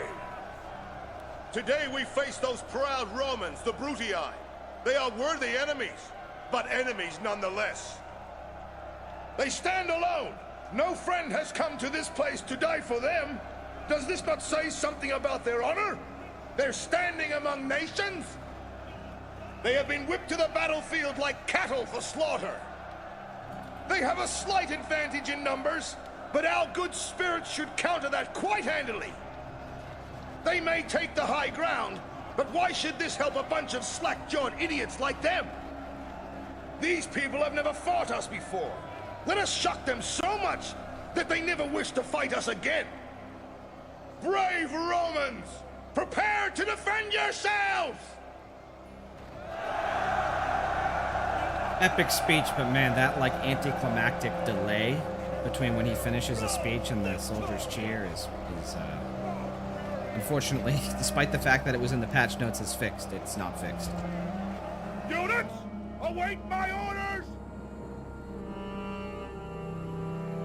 Wow, imagine if we were defending. Dude, why did I just press start deployment instead of waiting for dry weather? My brain is absolutely smooth like a baby's ass.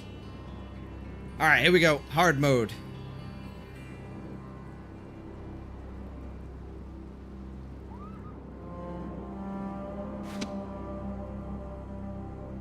Missiles!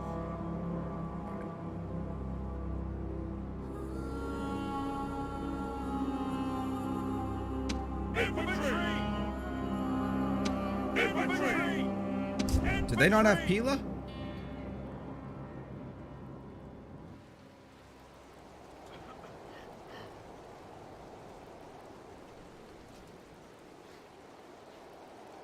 Infantry! Fill it takes. Oh, great. The early Roman units, boys, do not have throwables. Oh, these guys look awesome, though.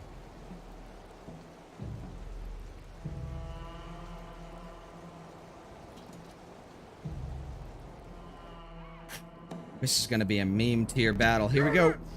Sam Knights! Archers! Missiles!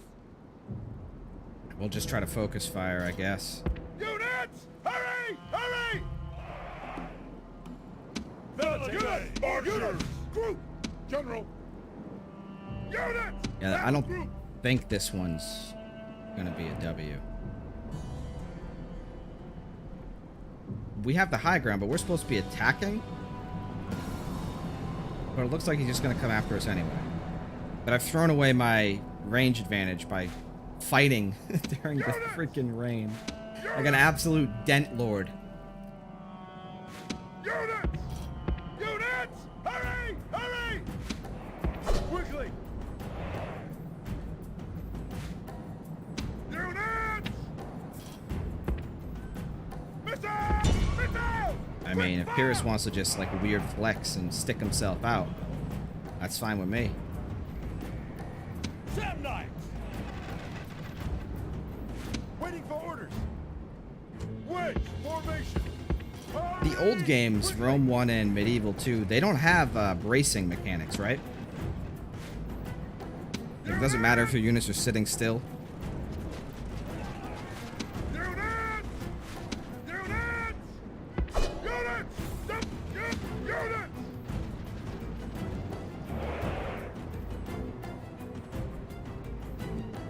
Militate! Kill them! Destroy them! Units!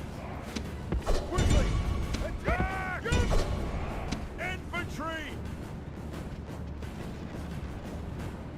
Infantry! Units! Shield wall! Infantry!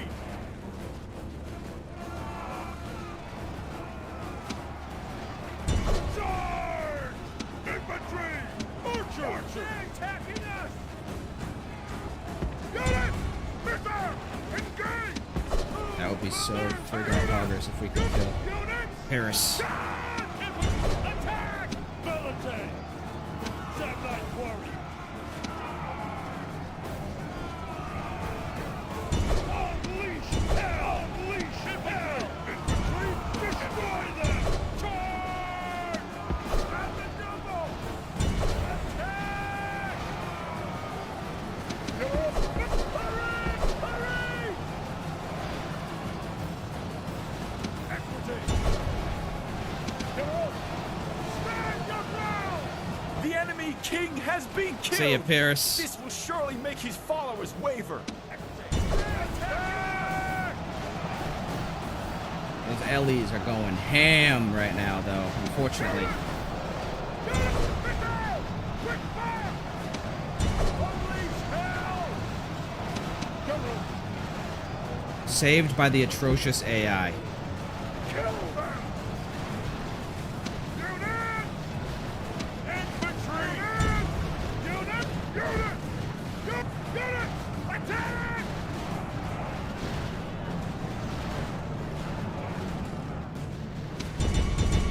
Attack! Unit! Unit! Chop! Unit! Unit! Unit! Hurry! Hurry!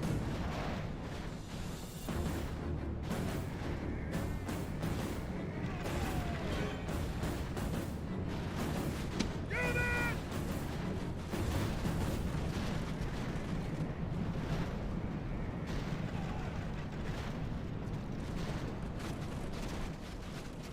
Winnie the Pooh says, Wedge will not help me. I'm a simple man, man. I see special ability, I click it.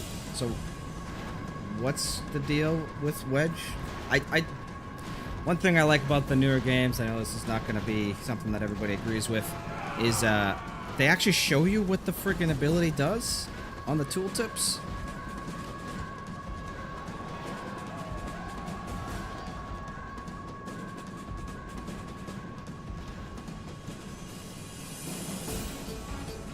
Does anybody want to explain to me what Wedge does? It's not in the wiki.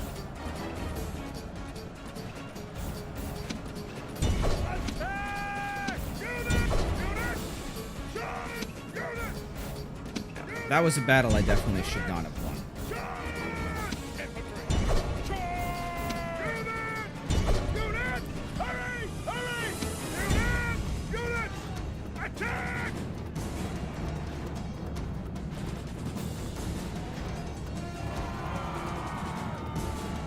Commissar says, looks like I gotta make the battle harder. I don't know if that's something you can do, man. You tell us. I know the battle AI is like somewhat moddable now, but you still can't affect like the decision-making logic, right? Also, what hasn't routed? The gods be praised! Heroic victory, boys.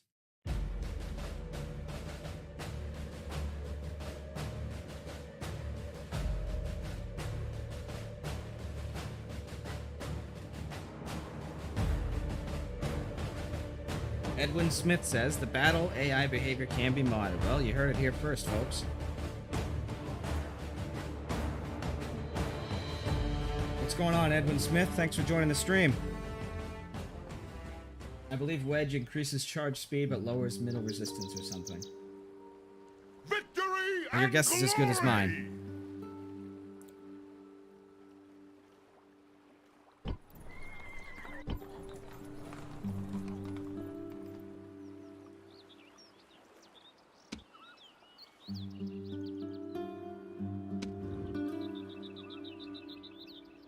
What faction is this?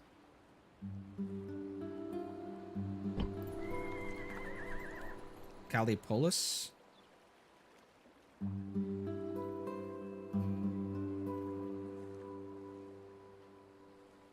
Alright. Sir! Attack! Begin the siege! Settlement under siege, sir! Sir!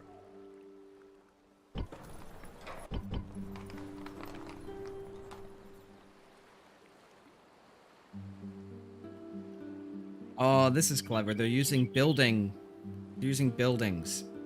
as like impromptu, I don't know, stat trackers, I guess, for lack of a better word. Core province. It's like Paradox games. Like EU4.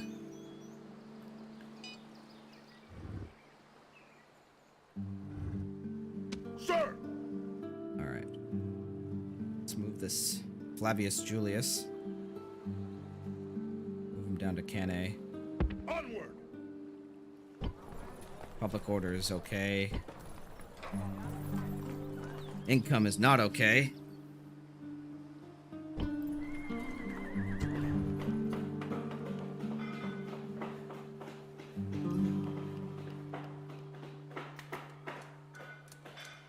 So you enact laws with the construction system.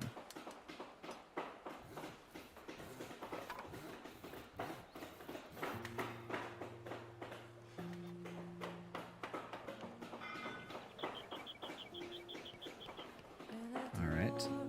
I'm just gonna play this like I usually play.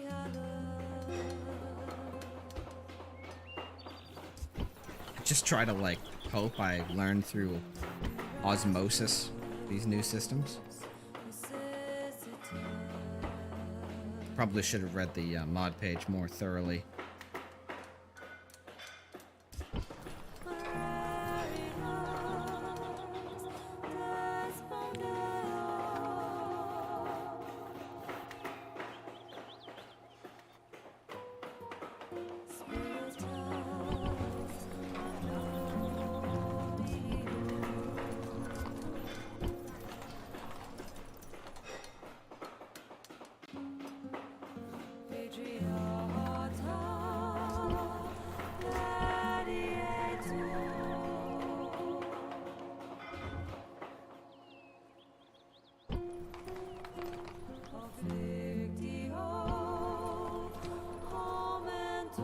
Check our family tree.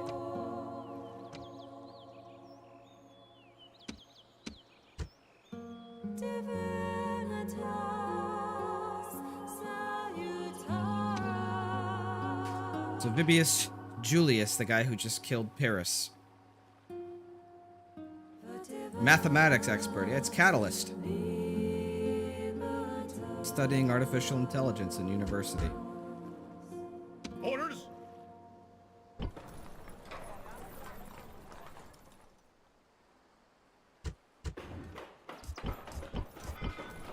Alright, I think we're good to start the end the turn. Can we recruit any agents? Apologies here, I'm trying to get reacquainted with the user interface. General! General! Orders? General! General! Orders? Orders?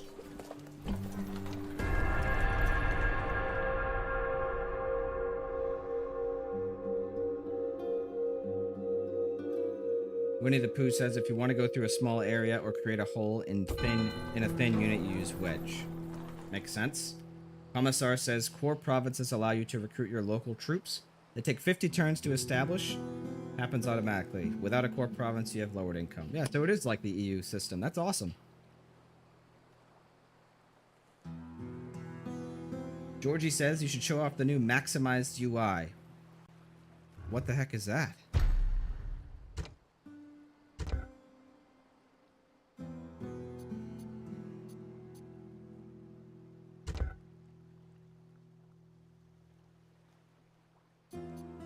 The UI size scaler thing? This has been in the game since launch.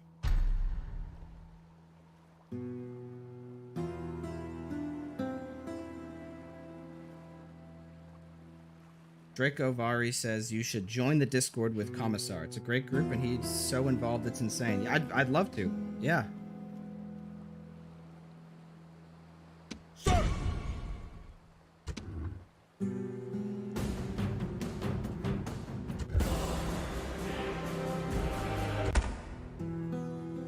Victory and glory! Rome has conquered! Occupy, enslave, exterminate. What do we do?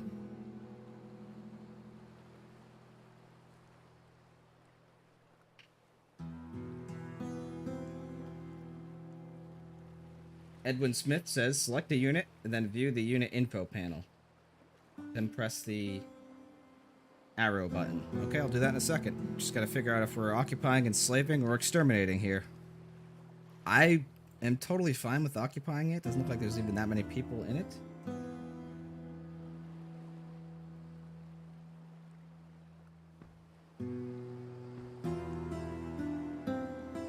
Alright, we are occupying. Winnie has spoken. Sorry, Melkor. Winnie beat you to the punch. Oh, this is the expanded UI.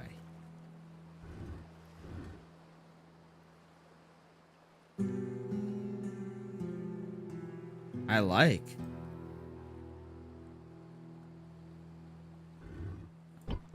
And it works for buildings too. Yeah. All right, that's cool.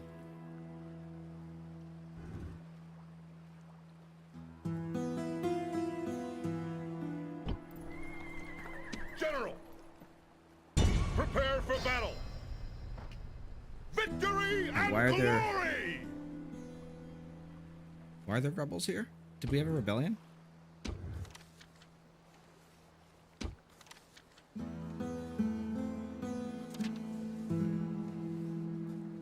Interesting. Optimates, Populares, and SPQR are still considered factions.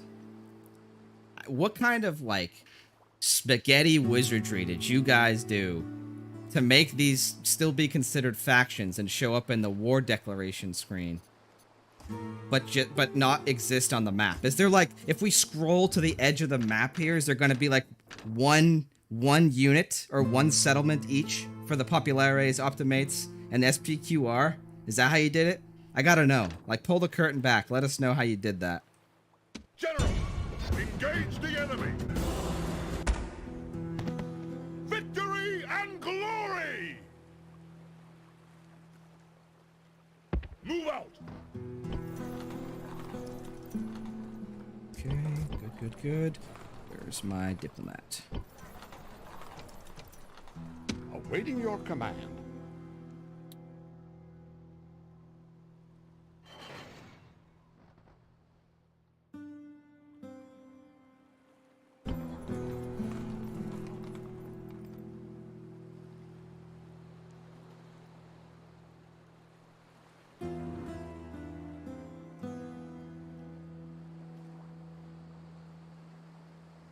So do these recent conquest things like go away? Do I have to do anything to deal with these?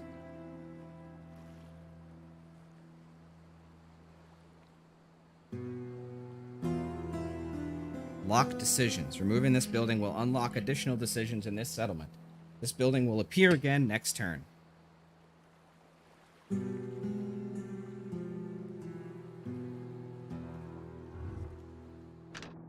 Oh, here we go. Checking the chat here. Oh my god, dude. That's fucking amazing. I knew it was something like that. Holy shit, that's amazing.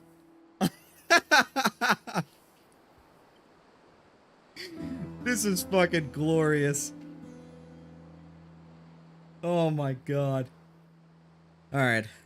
That was good. I needed that. What? Oh, Syracuse. I see this and I just immediately thought Egypt. Egypt is in Sicily for some reason. You know, Bronze Age Egypt for the Rome 1 is better than Rome 2, people. Orders? Should we treat with Syracuse? Probably, because they're about to backdoor us, it looks like.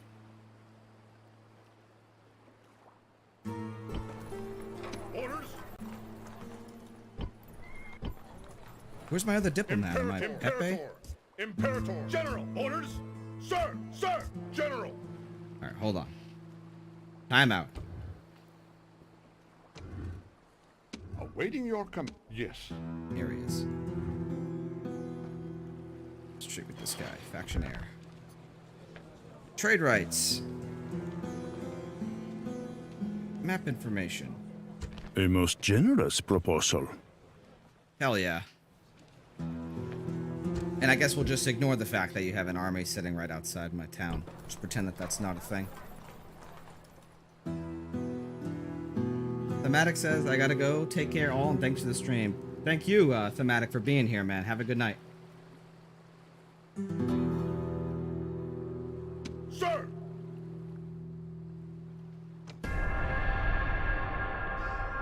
Magnificent Dish says Carthage will deal with them. Let's hope. Carthage is kind of pathetic and vanilla. Hopefully they're stronger in this mod. Actually, no, I don't want Carthage to deal with them. I want me to deal with them, because I want Sicily. Just not yet. I need Italia first. Imperator! Imperator! Attack!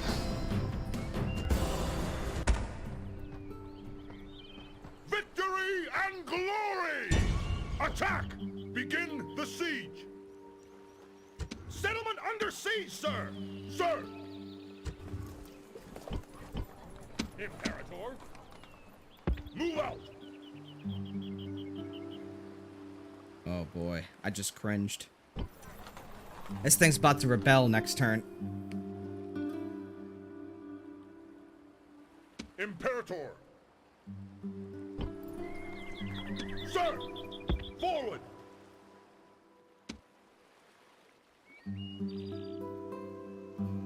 I do like how you can just click send agent, by the way. That's cool.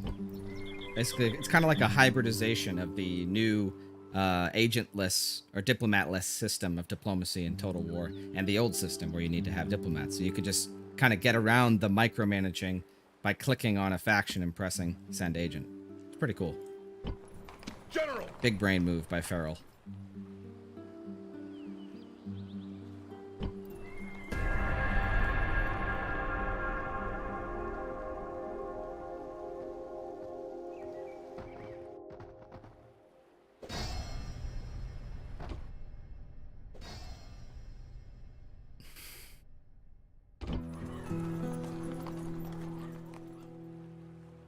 General! General! Imperator! Onward! Joining forces! Sir!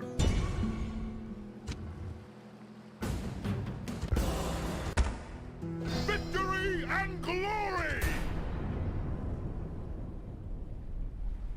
Faction destroyed. Calipolis. Sir! March!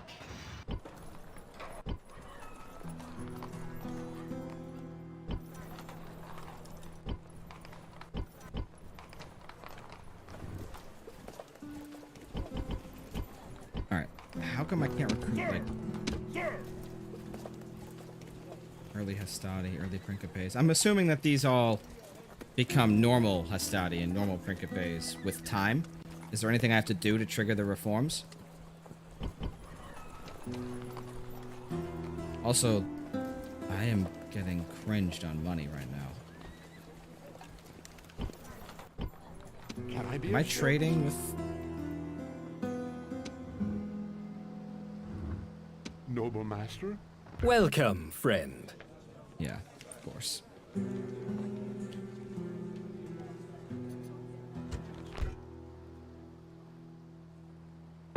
Without delay. Yeah, I'm hurting for money. I gotta disband some of those mercs. Actually, is there an easy way to see what what units you have that are mercenaries? Maybe it was this army. Yeah, okay, the green boys. That's right.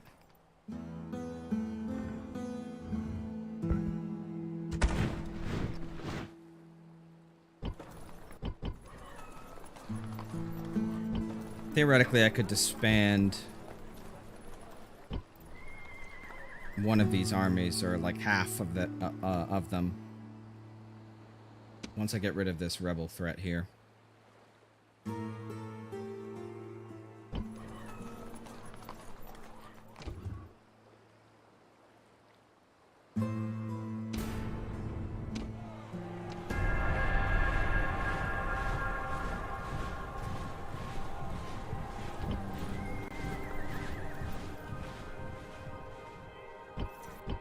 Just got a decent cash boost from building all those land clearances.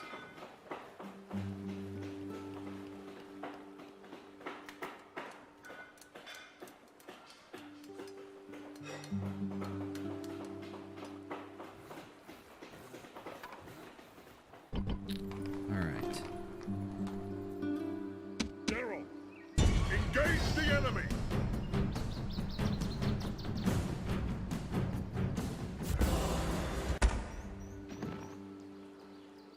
Victory and glory! Sir! Sir!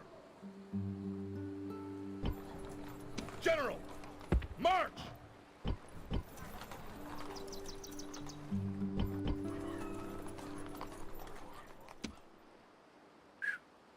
It's a pretty chunky stack.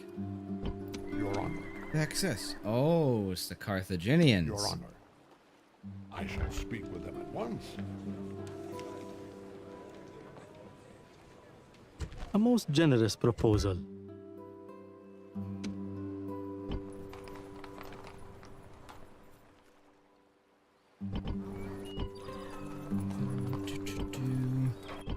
Wish we could see at a glance how much money how much income each faction or each settlement was making, you know? Instead of having to click on it.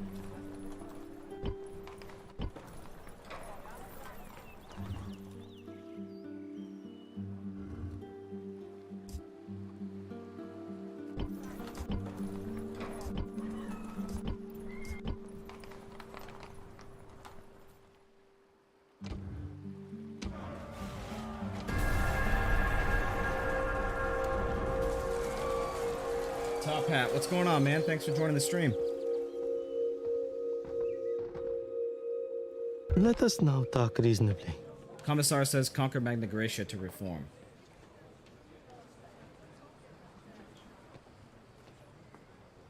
Good to know.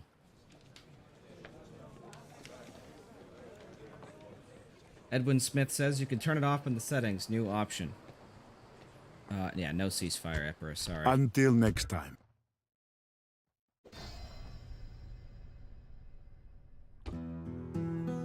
Let's see. Settings. Gameplay settings.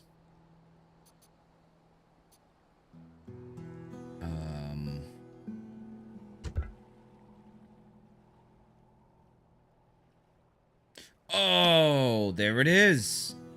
Oh, Edwin. Thank you so much, bro. I really appreciate. Oh man, that's just That's a game changer right there. That's so much better. Being able to see it at a glance. Although, I mean, if there is one critique, it would be to have it be, like, next to the public order instead of beneath it. But I'll take what I can get. Sir! Your Honor, without delay. Your Honor. Syracuse is under siege by Carthage.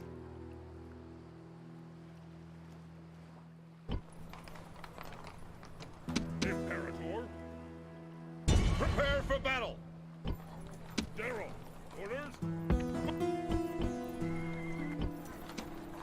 General.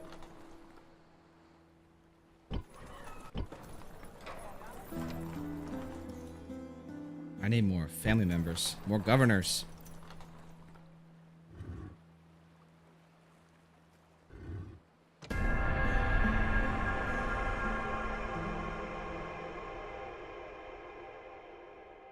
Oh, I know Edwin is an undercover feral agent. That's why it's so cool that he's in the stream right now. Oh, see you later, Brennis.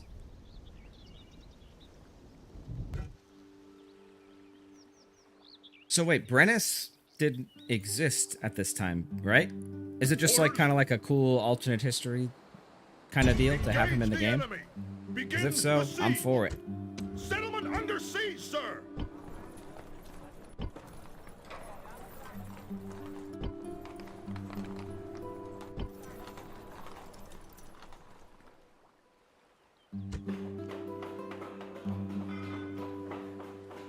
I'm going to have to turn the taxes up pretty much universally.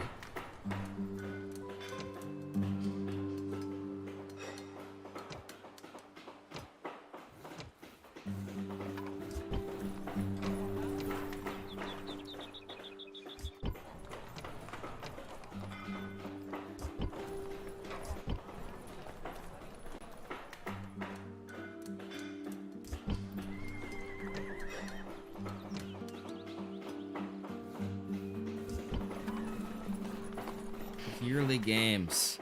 Forgot about the games.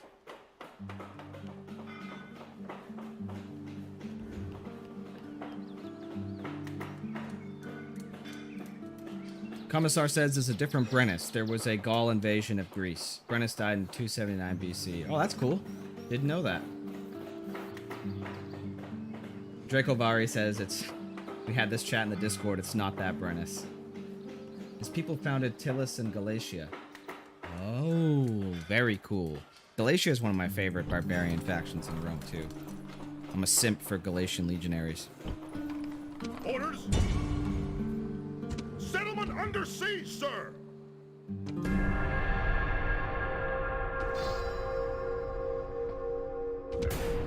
Charles says Medieval 2 Remastered or bust. Yeah, I would also enjoy a Medieval 2 Remastered. However, my preference would be for Medieval 3.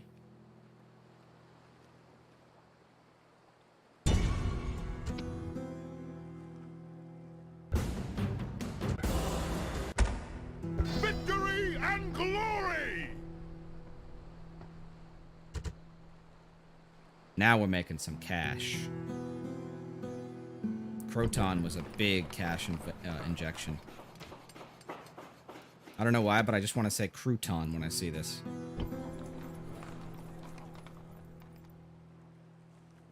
Is this new that you can change the tax rate right from the panel here? Because if so, big fan of that.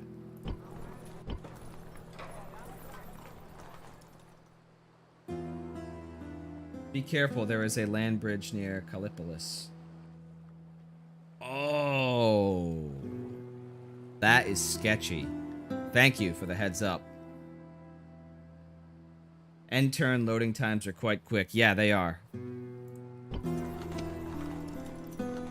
Are the rebels aggro in this mod? Kind of like they are in RTR Imperium Surrectum? Or are they just more or less vanilla rebels? Because that's got my, like, approach towards them is going to depend on their level of aggression.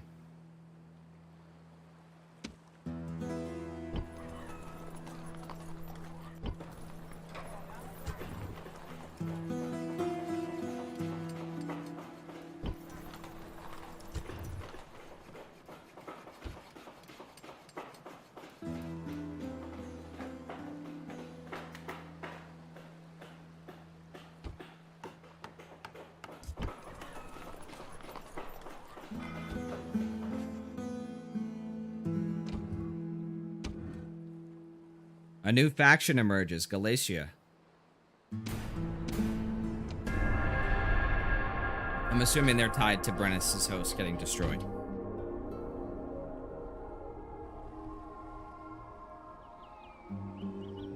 Chad Brennus is the first to raid Rome. Virgin Brennus founds 2 countries nobody remembers. They are more or less vanilla rebels, but they can attack if you're weak. Okay, that's good to know. The rebels in RTR Imperium Surrectum are scary.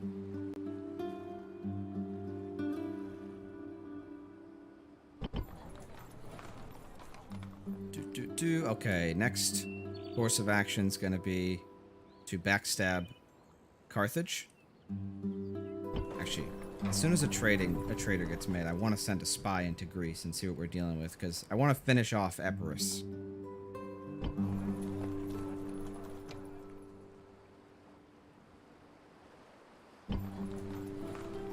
But I gotta deal with their unrest here.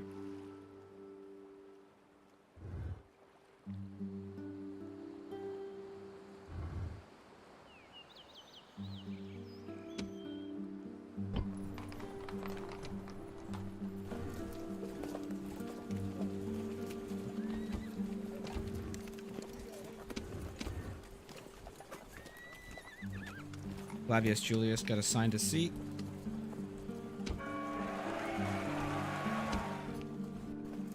And Tillus emerged.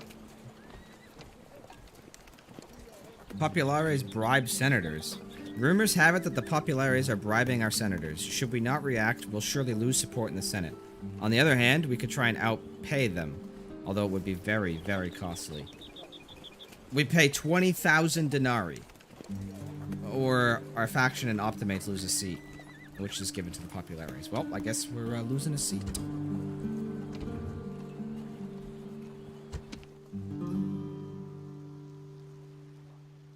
I shall speak with them at once.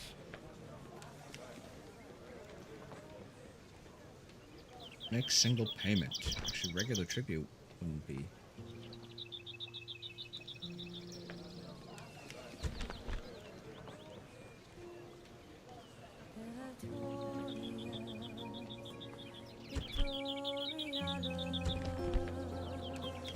A most generous proposal.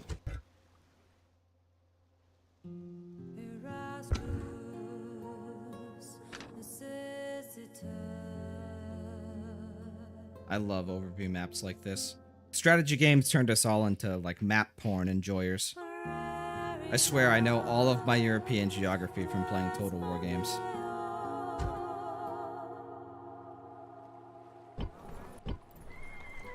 Same with, like, Middle Eastern.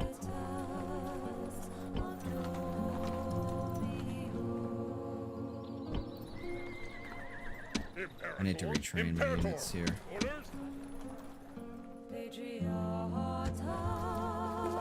But I can't, because I don't have the appropriate buildings. And I'm still trying to learn this mod's economy, so I'm, like, playing very skittishly and passively.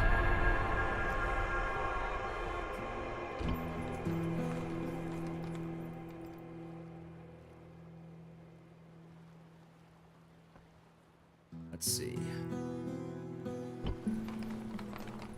Public order's going up.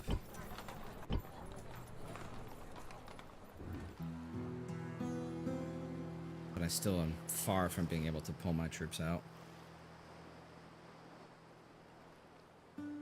Aye, Captain. Aye, aye, Captain. Aye, aye, Captain.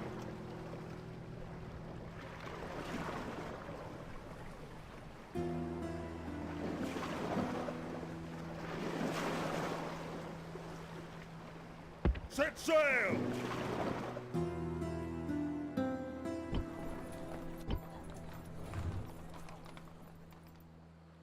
Damn, 80% from having a garrison.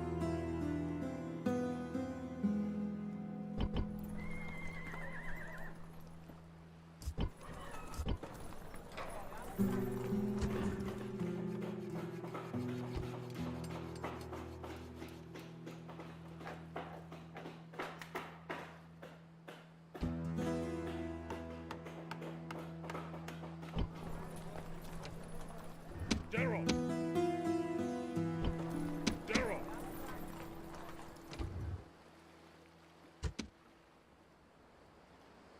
I shall speak with them at once.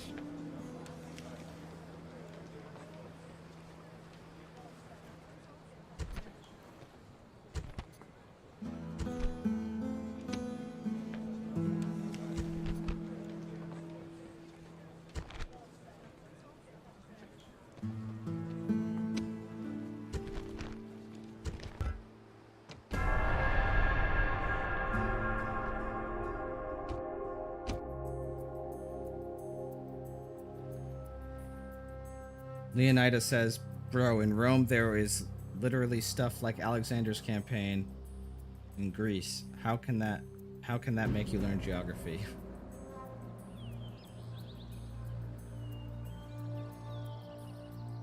Al-Kulama says it needs to be made into a Steam Workshop mod. That is huge. They're talking about the hot seat mod that Edwin and Commissar made together. Very cool if they made that. Hot seat is like, it's like a pseudo multiplayer campaign where you send each other save files.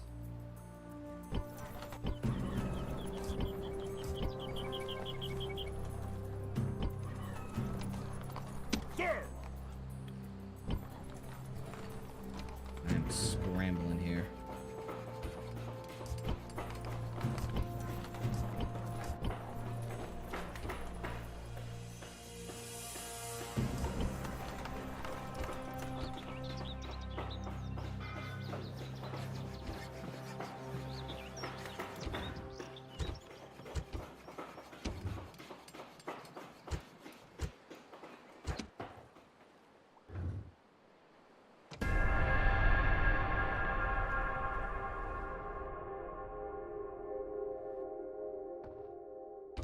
Hey, what's going on, Total Warhead? Thanks for joining the stream, man.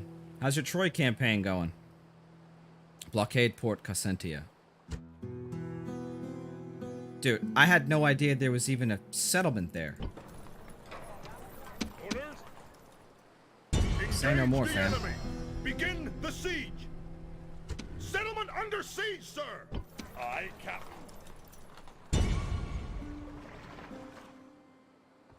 4 turns. Aye, Captain. 2. Alright, we'll be able to complete the mission and then take the city. Best of both worlds.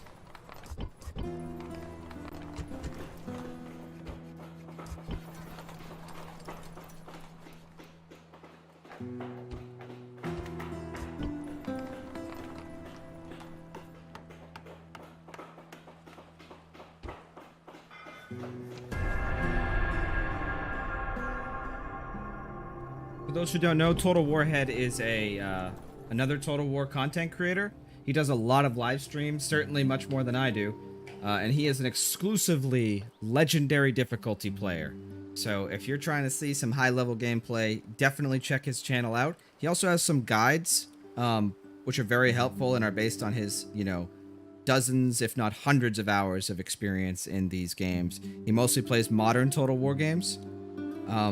But yeah, he'll show you all of the crazy cheese and tricks and, it's like Legend of Total War. Think of him like that. Really nice guy. Definitely check out his content.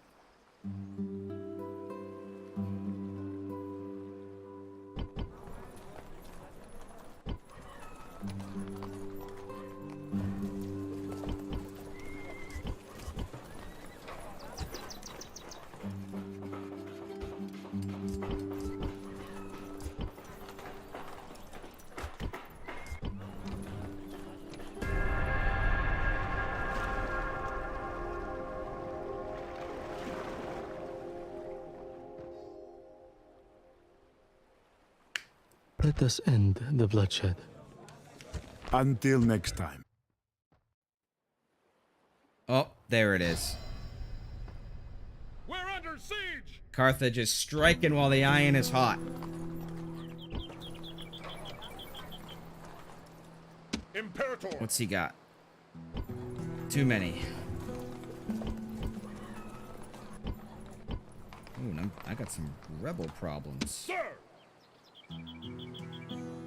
General! Move out! Let's move some troops. Order! Create like a little baby stack here. Imperator! Imperator!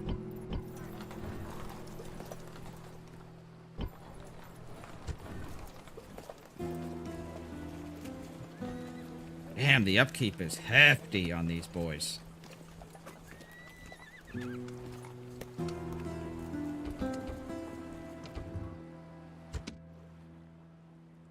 Be quick.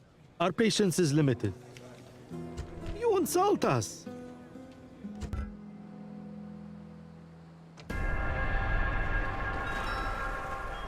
Senate mission complete.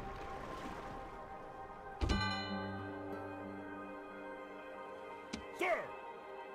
Move! Senate asks you to send a diplomat to this faction and negotiate a treaty to obtain map information. Okay. Say no more.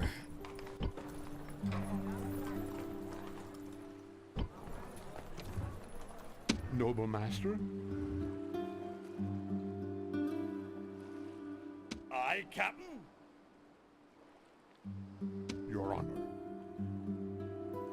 That's not possible. Oh, wait a minute. I can't. How do I garrison this guy on Captain. the boat? Yes, Captain. Yes.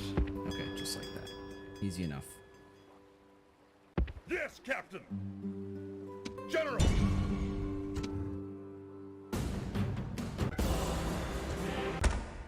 Victory and glory. Sir.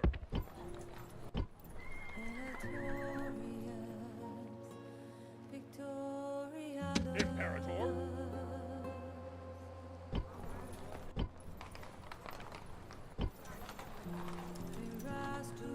Senate Masana holds out for 5 turns. The question is, can we get there in time to lift the siege?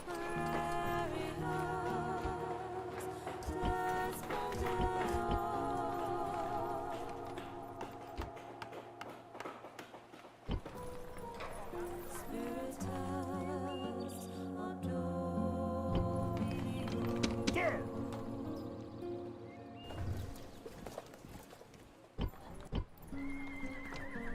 Yeah, we should. We can recruit some trash units.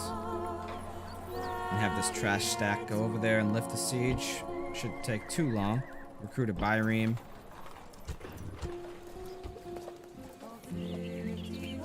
To ferry them. He's only got a few units. Sir. That's what the Engage slider the enemy. says. Super close as it is.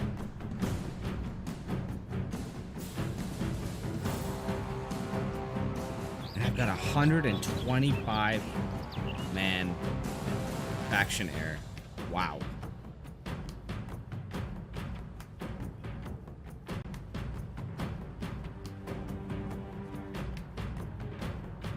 We'll wait though. We're gonna wait.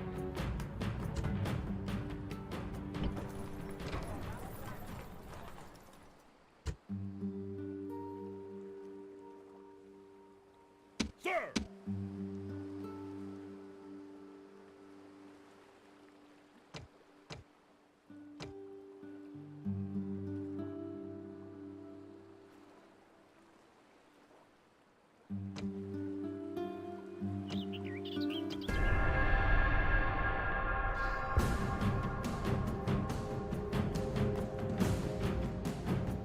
Let's catch up on chat, shall we? Leonidas says, I'm playing Sparta in this mod, almost got killed by Macedon, and then came back and just conquered Athens. Hell yeah. Are you going to play a vanilla campaign, or is it just modded today? It's just modded today. Just trying out the Total Conquest mod alongside the new patch.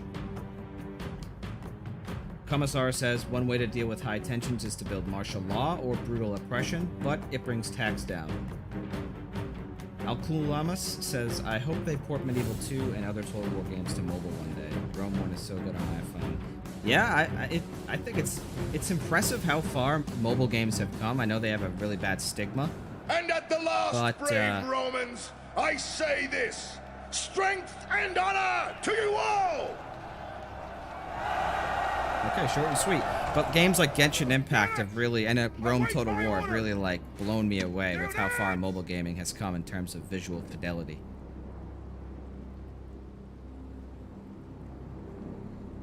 Yeah, Edwin, you're the real MVP, man. I really appreciate it. I think we can all, I can speak for everybody when I say that I appreciate your, dedication and work to making Rome Remastered as good as it could possibly be with the resources that you guys were given.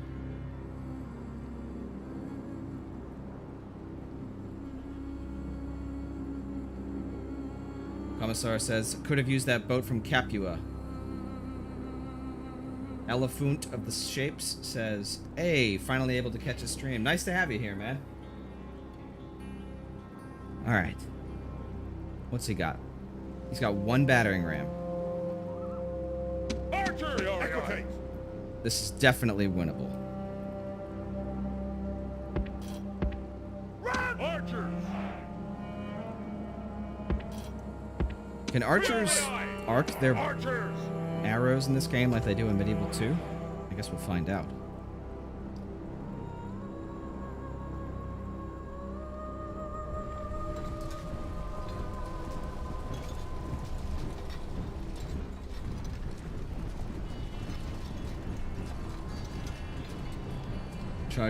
Charging noises intensify. Genshin Impact violently vomits. Hey, man. It's a fun game. At least it was when I played it a year ago. I haven't touched it since. When I realized that the end game was just Spiral Abyss. And, Archers! I don't like time trial based game modes, generally speaking, so that was a no-go for me. But I got like a good 100 hours out of it, and it was... I expected it to be absolute trash, and when your expectations are that low, yeah, it's not that easy, or it's not that hard to be pleasantly surprised. And I was pleasantly surprised with Genshin Impact's quality. That said, it is an extremely predatory monetization model, and I do not recommend anybody spend money on it. I certainly didn't. I was free to play. Didn't even spend $5 on like the gimme easy peasy primo gem deal they had. Okay, well, looks like archers can in fact arc their shots.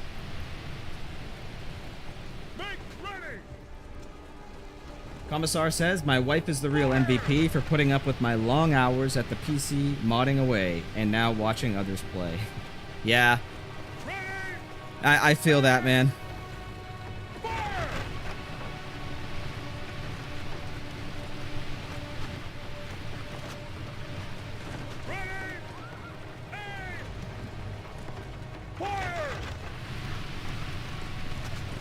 Total War has says, I love the background music in Rome. Yeah, it's great. It's a timeless soundtrack. Equity! Infantry! Priorii! Infantry! Charging noises intensify. Genshin Impact is a good game if you live in your mom's basement and drink Mountain Dew all day. Hey man, all I'm saying is the graphics really good for what's for a mobile game.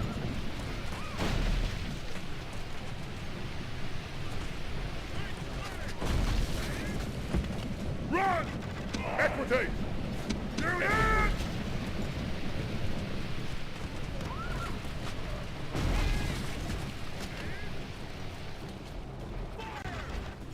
Leonidas says, the only reason I'm alive is because I blocked Macedon's Chalkis by putting a diplomat on the passing strait so their army is stuck. You can body block with diplomats? That's pretty cringe. I like it. Waiting for order.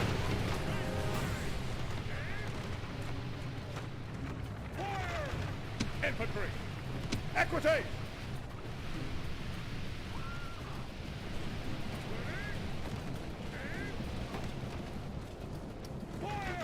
Yeah, Edwin, you guys should remaster Medieval 2. Priori eyes!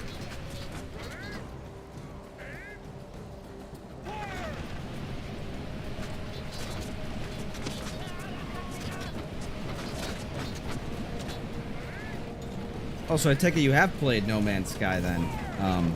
Charging noises.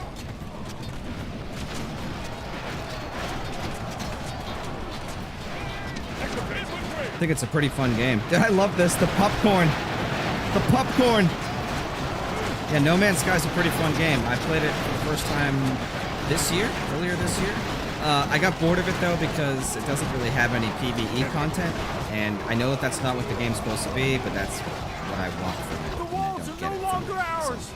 The enemy have taken them. But I love the exploration elements in that game.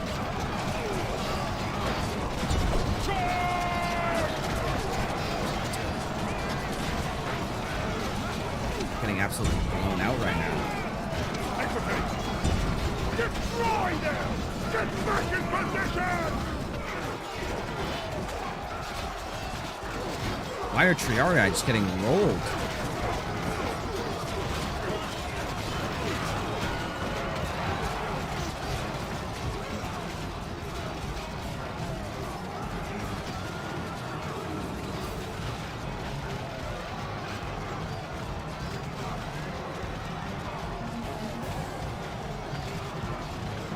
Your Leonidas. gallant general has Oh, fallen and F. caused his troops much heartache. Alright, let's just... Much better to have lived. Fast forward there. That's GG. Leonida asks, will you play this mod more or just this time? I'm just trying it out right now. I don't have any plans to play it again, like on stream or anything, but we'll see. I might go back to vanilla, honestly,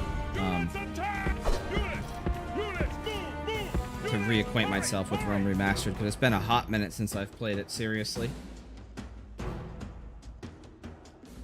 Hazard Gaming asks, is Rome 2 Remastered worth buying? If you mean Rome Remastered, this game here, I say it's worth it on sale. I don't think it's... if you're going to spend $30 on a game, I would just wait and get Rome 2 for, you know, $30 when that goes on sale. Total War games are always on sale. I don't recommend buying any of them at full price. As much as I love them, you know. Rome 2 is still $60. It's a 2013 game. I mean, that's a joke. Rome Remastered. I don't know, I made a review for it when it launched. Clearly, I'm revisiting it now, and there have been huge improvements. But I didn't recommend it for $30 then, and I still wouldn't recommend it for $30 now, unless you just really, really want to play it.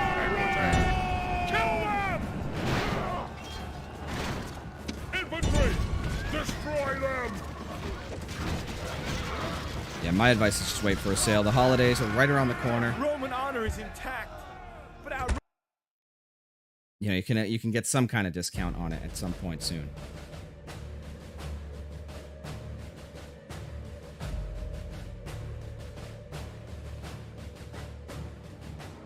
Georgie asks, weren't the units buggy when passing through minor gates before happy? Yeah, they were. I don't think that the popcorn is a bug. I think that's just like an engine quirk. But yeah, the Black Friday formation was definitely a thing on the minor settlement gates.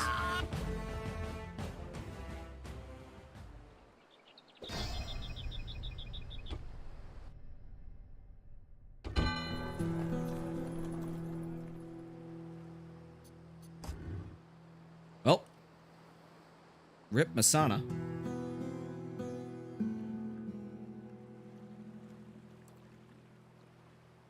Fleet ready! Okay, let's...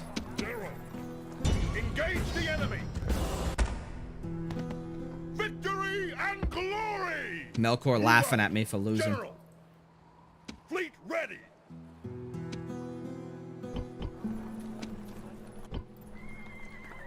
He's like friggin' Jigsaw from Saw, putting me through his contraption, and then giggling to himself when I get my head cut off. General! General! Order, General!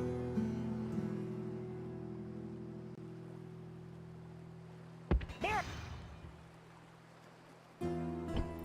the hell is this? Order, Imperator. Orders. Prepare for battle. Victory!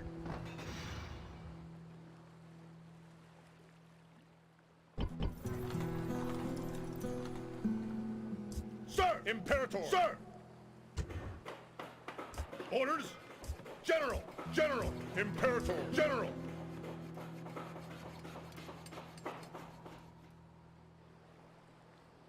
Sir! Forward! Fleet ready! Where are my Orders! diplomats? Sir! Ready to sail!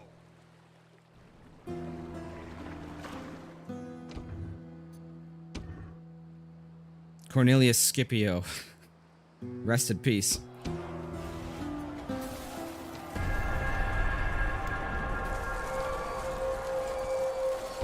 What's going on, Michael? Thanks for joining the stream.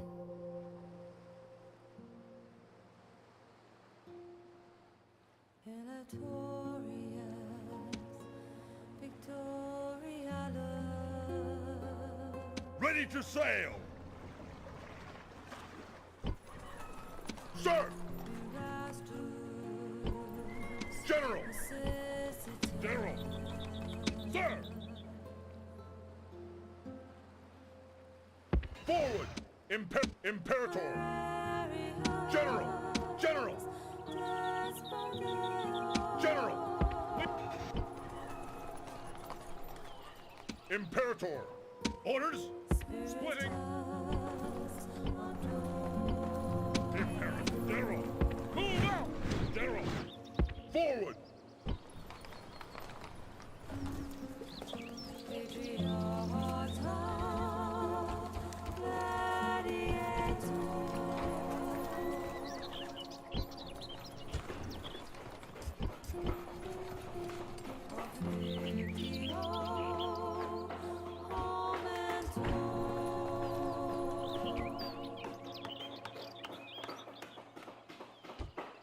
Why is there a barbarian muster field here? You guys really leaning in on the Greeks or barbarians thing, huh?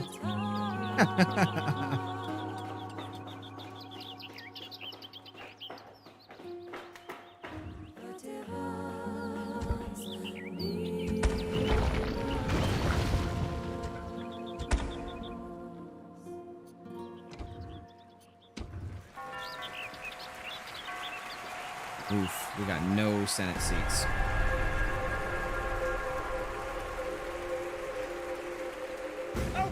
Hey, Michael, what's up? Thanks for joining. Or, there's two Michaels here. Both of you. Thank you for joining the stream. Masochism is killing me, yeah. Yeah, you are a masochist. Oh, no. Pirates. My dip. Thank God. The sea is ours! What? Our fleet is under attack! Disengage! Our fleet is under attack! Holy cow. Row for your lives! Dude, my diplomat just got absolutely blown out by pirates. Hard difficulty is the sweet spot. Yeah, that's what I usually play on. Fleet ready! Unless it's my first time in a Total War game, then I play normal. My legendary days are long, long gone. Michael Collins Gaming says, I came across your channel after wanting to give Rome 2 a second chance. Awesome, man. I really appreciate that. Have you been playing modded Rome 2? Ready to sail! I like Aye, aye, get Captain. around these. Ready to sail! Nope, the one ship wonder deal was not a good idea in hindsight. Orders? For those wondering. Orders? Orders? But I am making some money now, so that's the silver lining here.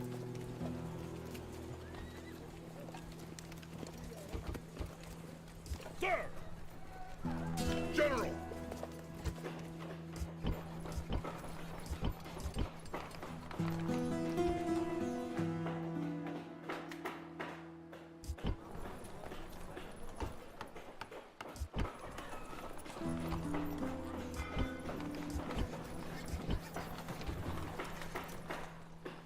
Candidate for adoption. Yeah. Welcome, Appius.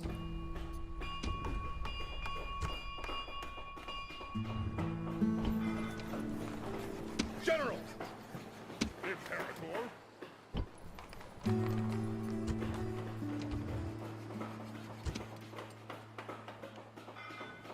Yeah, I know the fleet's inactive. It's fine. Our fleet is under attack!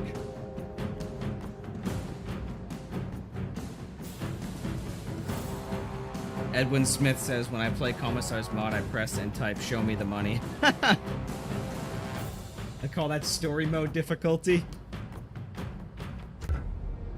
Withdraw! Withdraw! Alright, well, rip that diplomat. Whenever I try to play Rome 2 with DEI, it always crashes and shows it as outdated. Help, please. 2 questions. Are you on the latest version of Rome 2, and are you on the latest version of DEI? And if yes to both of those questions, are you loading DEI in the correct order? A lot of mods are picky about how they're ordered. Aye, aye, If Captain! they come in a bunch of different parts, you know? Disembark! Prepare for battle! Let's take this back, Begin shall we? the siege! Settlement under siege, sir!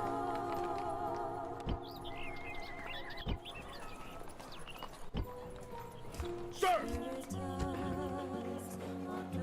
Imperator, orders? Sir! Imperator! Sir! Orders? Yes to all 3, he says. Well, unfortunately, I have not played... Well, I've never encountered that issue with DEI. I also have not played DEI in months. Are you on the Terminator's Discord? If you are, I would reach out to him, because he is the resident expert in DEI, and try to see if he has any tips for you.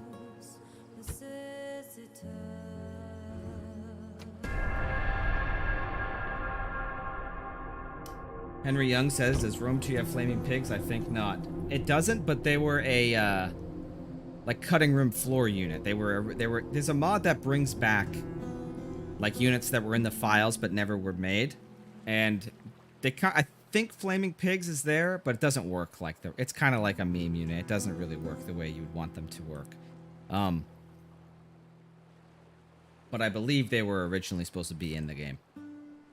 But yeah, like many things, you know, for Rome 2's launch, that didn't make it in. Join the line, you know, like family tree, season effects, multiple turns per year. Yeah. Rome 2 launch was not a good time. Orders?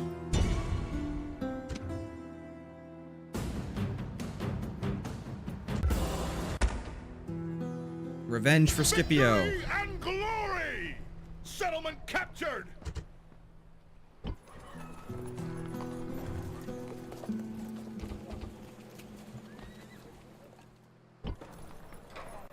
Running out of time here to complete that Senate mission as well.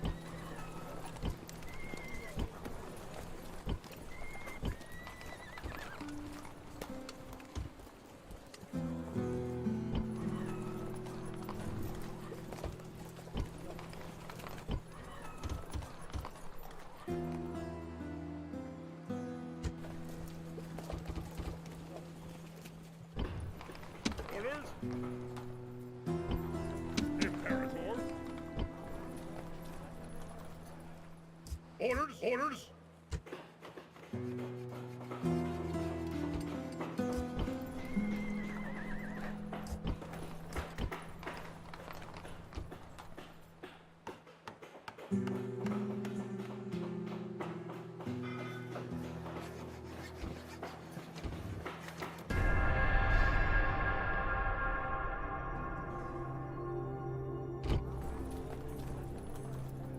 Sam Rester says, good idea, the Terminator will solve your issue and absolve all your sins. Yes, he will. Guys, you were talking about Rome 2 being good in front of Melkor. I would bow down and ask for forgiveness. Yeah, I know. Melkor is the #1 Rome 2 hater.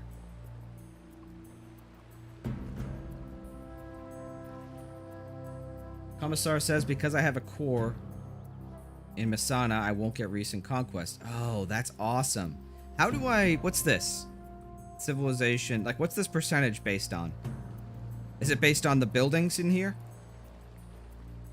So, like, this muster field is cringing me right now?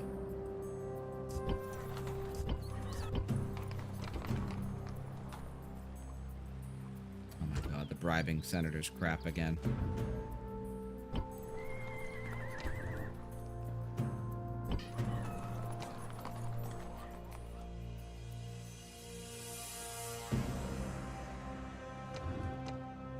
Yes.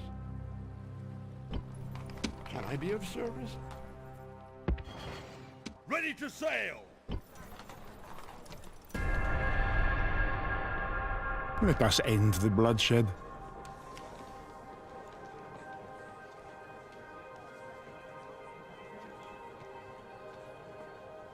Does that make Sauron CA's grandchild? Until next time. Melkor is omnipresent. He's in all streams.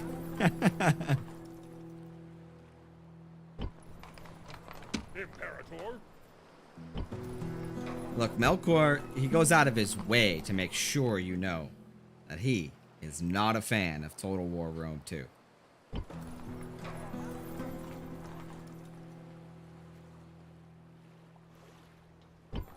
He wears that loud and proud. Ready to sail! He says, and I quote, would rather play Thrones than Rome 2. Those words claw at my throat as I try to get them out of my body. Fleet ready!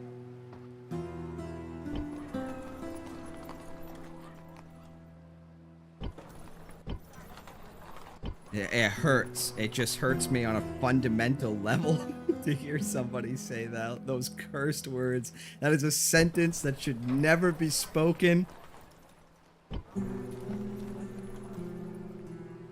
Especially because this is what kills me. Alright, here we go. This is how you know the stream's going on too long, because now I'm starting to say things like this, right? I'm starting to get in trouble. Melkor and other people, other Rome 2 haters, are often favorable towards Attila. And I'm just sitting here like, look, I grant you this. Attila, more mechanically sound than Rome 2. Attila, more challenging than Rome 2. Attila, more atmospheric than Rome 2. But fundamentally, Attila is just Rome 2 with some extra shit on top. So how can you hate one game and then lavish praise on the other? Makes no sense.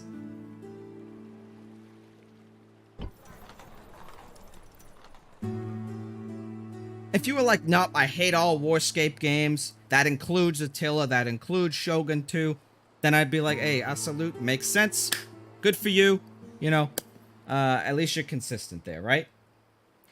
But I just don't understand the disconnect. Admiral Price, where's he at? Where's he at? He was the same way. Hated Rome 2. Loved Attila.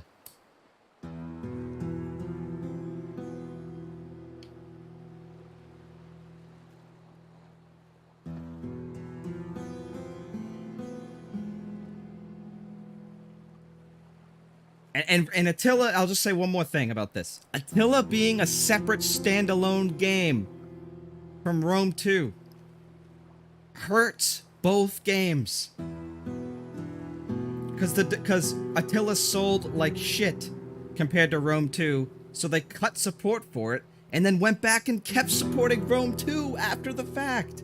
So so Attila should have just been a DLC, a big one, a Fall of the Samurai style expansion for Rome 2. Standalone, sure, but make it connect with the base game. That way all the awesome improvements that we got with Attila were also there in Rome 2. We wouldn't have had to wait, 5 years or whatever we waited for to get a family tree. to get a functional politics system.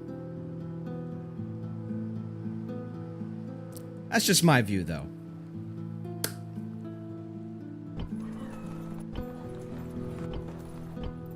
Like, how dumb would it be if Barbarian Invasion was a separate game from Rome 1? That would be so stupid. We'd all be like, that is the dumbest thing ever.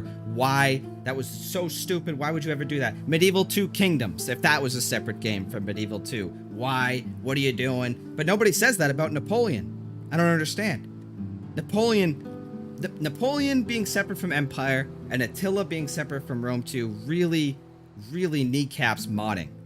Imagine if DEI, Fall of the Eagles, Terminus Total War, you know, Constantine, Rise of Christianity, all of these mods were under one mega game instead of sprinkled between 2 different modding communities. I was talking to mod author Benjin about this recently, and he's on the same page about that, about how having them be separate games hurts the modding community. Edwin Smith, you're heading into dangerous territory, buddy. I know. I gotta end the stream. All right, 13 more minutes. All right? We'll end it at 3 hours. Georgie, all 7 Attila fans are in the chat. Beware. Listen, Attila fans, I'll give you this. You can make fun of me now, all right? I meme on the low player count of Attila, but I'm a Troy fan. All right? That's like 10 people playing it. If Attila has 100 people playing it, Troy's got 10. So, there you go. You can laugh at me. Now you get a freebie.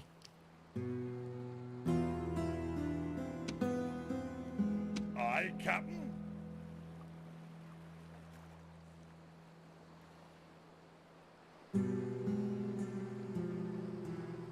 All right, Diplomat. Sir. Get on those boats. I don't know. How many turns do I have left? 3? Awaiting 1. your command. Aye, Captain. Oh, this is going to be a photo finish. I'm not sure if I'm going to make it. We'll see.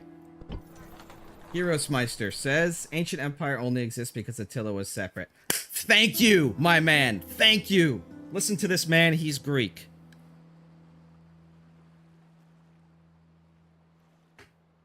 Melkor says, before you go, make sure to remove Fog of War and have a look around. Like the Carthage super faction. How do I do that? Is it command prompt? Or the console?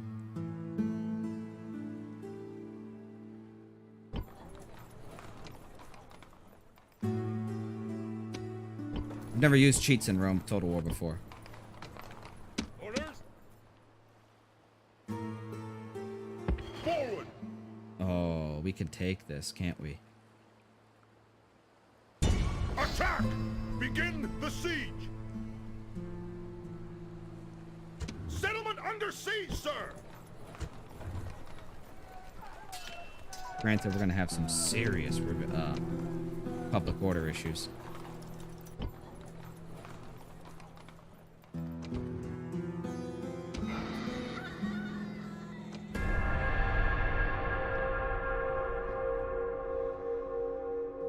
Total Warhead says, I have fun on all of these games, and I certainly noticed the UI and controls have gotten so many quality of life changes over the years. Yeah, I'm with you, man. Been playing since Medieval 1. Love the series.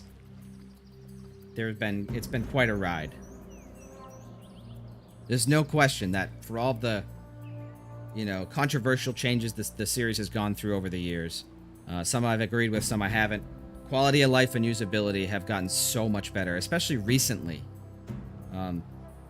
Like, if you go back and play, like, Empire Total War, and then you play Shogun Total War, and then you play Rome 2 Total War, and then you play Warhammer 2 Total War, like, each one is a significant jump in user experience. Although Rome 2, I'll be honest, Rome 2's got some sus stuff going on with it. But, Warhammer 2, 3 Kingdoms, yes, even Troy, they all have, like, massive improvements in quality of life things. Like for controlling your units and stuff. I think Republic of Play, yeah, in his Age of Empires 4 review, he actually lavished a ton of praise on Total War. He's like, this is the series that makes controlling your units. I've never seen a series have a better system for controlling your units than Total War. And I never really thought of it like that. But he's right, because fumbling with my units in Age of Empires 4 is extremely frustrating. All right, let's toggle Fog of War.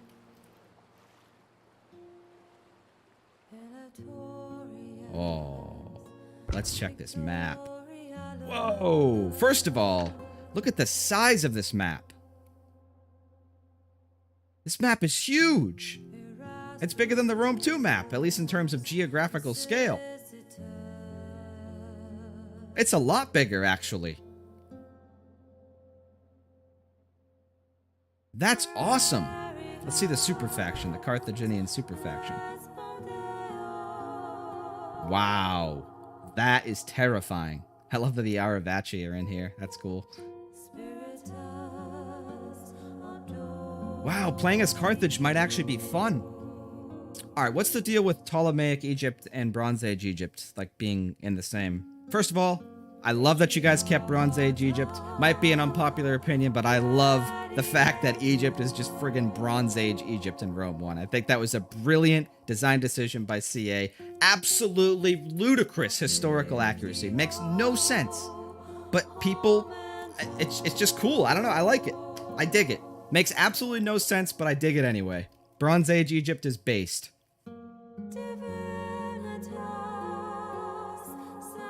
Genesis, what's up, man? Thanks for joining the stream.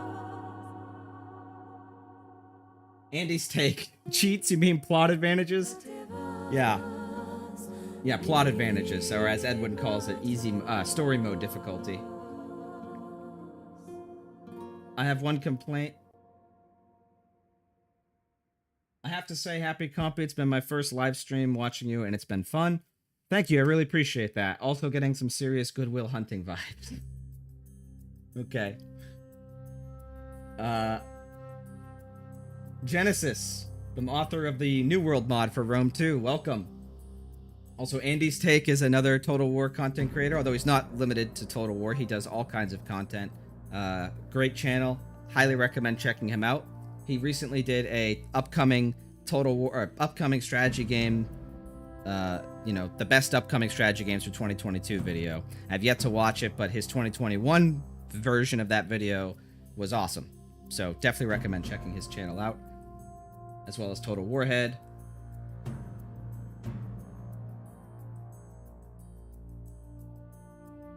Genesis, Bronze and Ptolemaic Egypt together, like I made for New World. Commissar wanted to keep Bronze Age Egypt. See? That's a man with his finger on the pulse.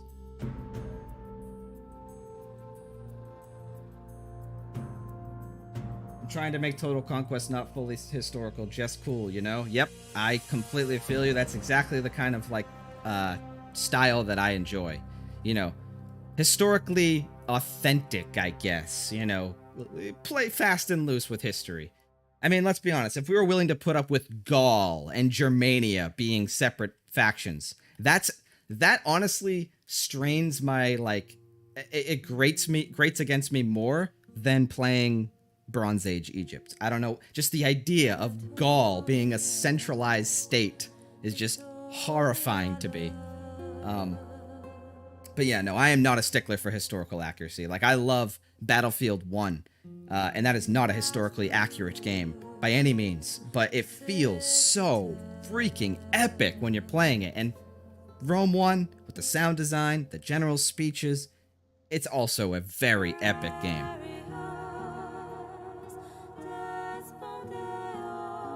If you look at your family tree, nope, that's not that.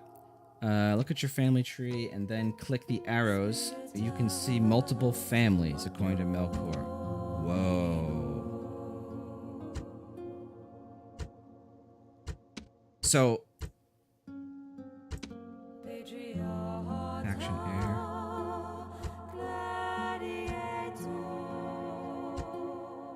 How come there's okay. I'm a little confused here. So the idea is that these are different families because Rome isn't, dynastic. It's a republic, right? Is that what you're going for here? Because if so, very cool. It's really cool that this is even allowed in the game. Multiple family trees?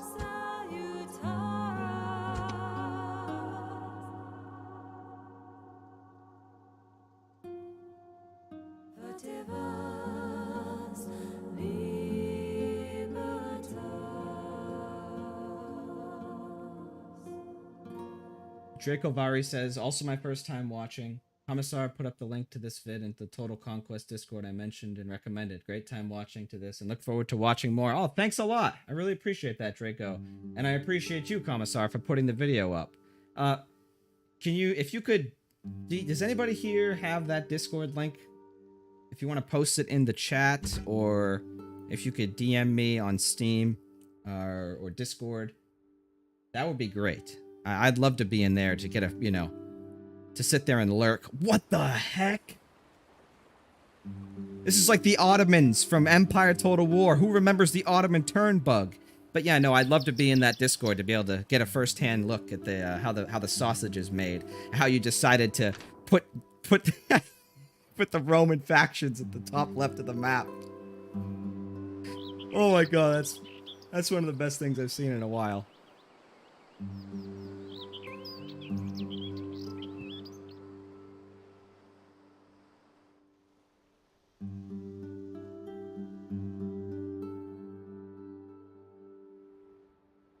Carthage is preparing for the Punic Wars. Yeah. Carthage is definitely not a pushover in this mod. Holy cow. I'm just loving how big this map is, though. Wow, this is if this is the final patch, feature patch for Rome Remastered, it is really going out on a bang. This is what, this right here is what I'm talking about. This is what I hoped when Rome Remastered was announced. This, you know, Lord of the Rings overhauls. Chivalry, which, by the way, Gudea Total War, another great Total War content creator. He's also a modder, and he's porting over Chivalry Total War into Rome Remastered, and that is a medieval total conversion for Rome Total War. So you better believe I'll be trying that out, because A, Gudea is a very nice person, super pleasant to be on his streams and to hear him talking about history. He has such a passion for history, and also because it's a friggin' medieval mod. You better believe I'm gonna be touching that. But yeah, this is just amazing. Thank you, Edwin, and all of your coworkers for putting in the work here to make Rome Remastered what it is. This is clearly much better than it was on launch, even if the battle AI still is pretty not great. But you know, that's just, it's better than launch, okay? It's better than launch. Yeah, this is great. I'm glad. Also, for the mod authors Melkor and Commissar, I just have to say one more time, thank you for keeping Bronze Age Egypt in. I hope it stays. I actually think it's kind of cool to have both. Kind of to represent the Civil War, I guess, between the two, or you kind of create a civil war. That's really dope.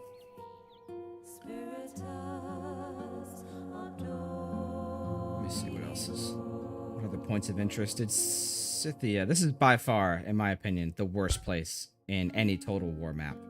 Any Total War map. Russia. The steppes.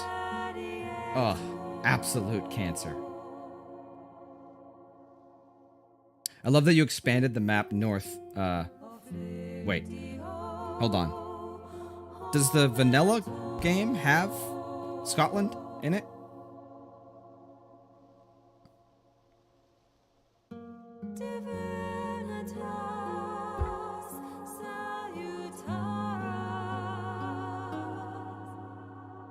On turn 20 to 25, you auto-annex your vassal Etruria.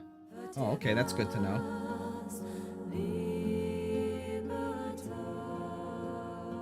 Oh, never mind. Conflicting information. Apparently it's AI only. In order for the player to get it, we have to what? Take Sicily and southern Italy? I'm pretty close in this playthrough. So did the Carthaginians have the same thing going on as the Roman families in Rome 1, or in default Rome 1, where, you know, you fight one, you fight them all? Diplomatic standing. Looks that way.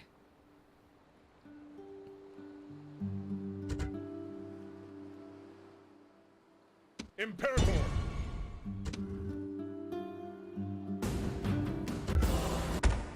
Victory and glory! Exterminated.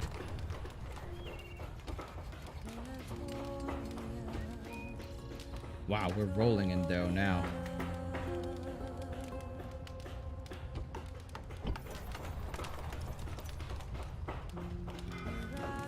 Why did AI leave Lily Bayham open? Yeah, I don't know, man. They're having some issues keeping their public order under control. So that's a free real estate moment for the Romans here. Did not know that they had Ilaria.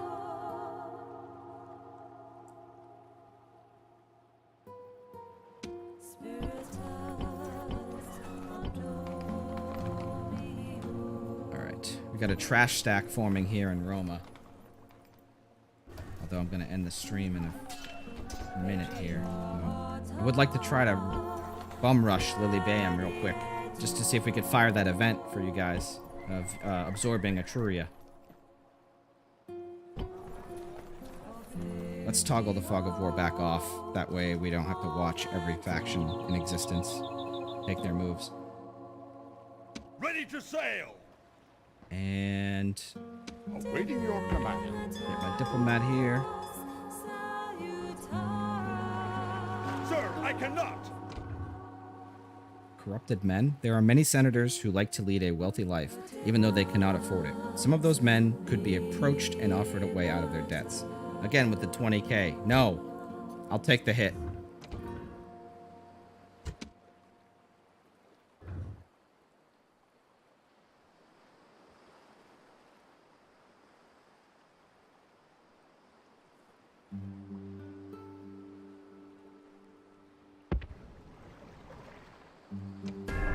Random rebel stack just chilling out there in southern Italy. Our fleet is under attack! Happy war crimes, I know. Dude, enough with the pirates. Row for your lives!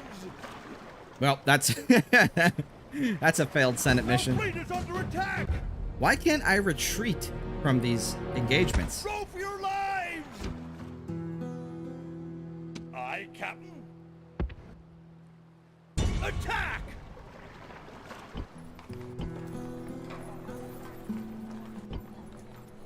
All right, let's just bum rush this real quick. Forward! Greek levy phalangites.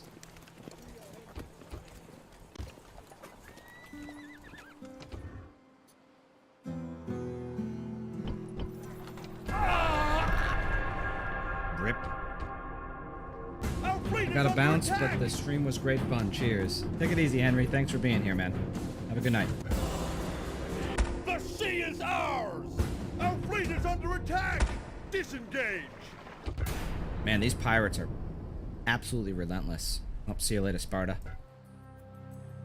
Imperator, move out! Attack!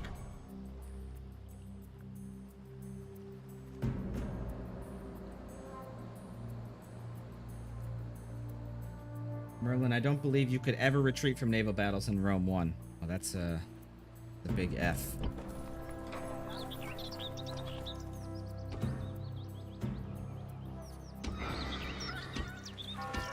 Oh, we got a Senate seat.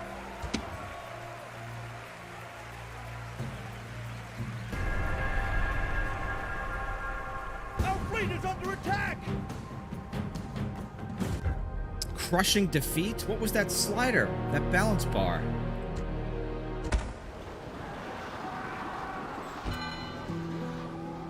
Tell ya, naval engagements, definitely not something that's aged well. Orders, engage the enemy! Victory and glory! Settlement captured! Alright, well, I captured everything in Italy and Sicily, with the exception of Liguria. So, should that event fire next turn? Is that what's about to happen? Oh, there's the Melkor music playing again.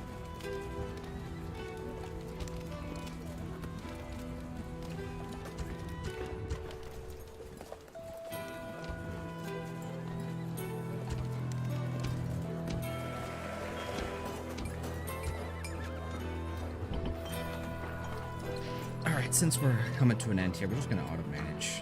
So let's to the absolutely cursed thing.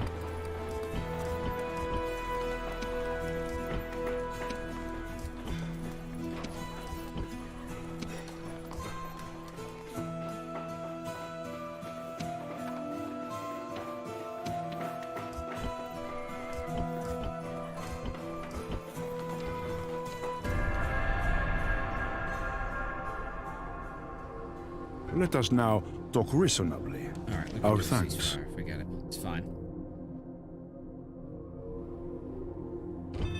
Sam Rester says, "Screw the Mongols. Those pirates are the real threat." No kidding. Magna Graecia conquered with a nice, photoshopped, filtered Rome 2 screenshot. After the Trojan War, many Greek settlers came to southern Italy and brought their culture with them. Greeks have influenced our architecture, art, our culture. Since then, we've improved on it all, and it's time to bring civilization to bickering Greek lands. This was the first step.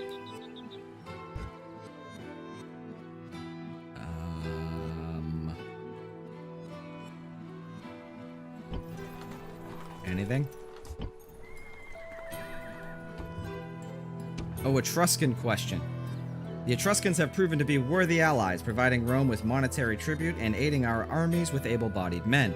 The Senate believes it is time to grant Etruscans a status of true Romans and integrate them into the Republic once and for all. Do you agree with this notion? Integration will be costly. Of course, 20k. However, we can actually afford it this time.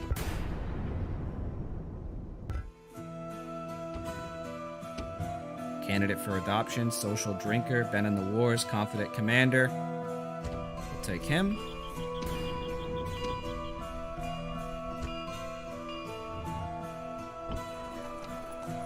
Sir! Sir! General! Oh, that was pretty dank. Let's send him over to deal with these rebels, actually.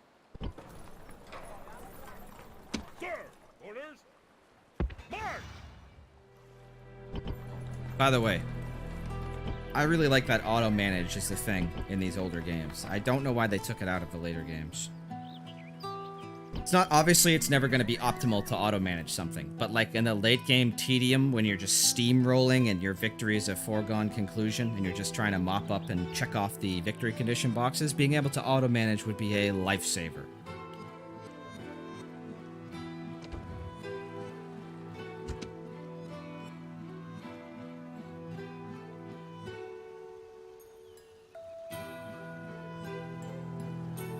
Not gonna lie, that event was way cool. Yeah, it is really cool. Oh, and just like clockwork, Andy's Take is now playing Rome Remastered. Your Total Conquest mod is infectious. Getting other content creators on board. Wait, so did I take over their characters too? Looks like.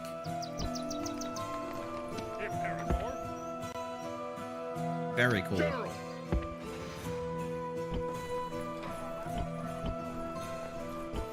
It's too bad Medjai Afayim wasn't here. He would have loved that event. Very immersive.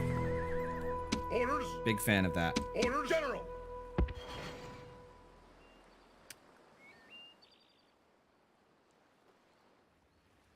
All right, let's end the turn.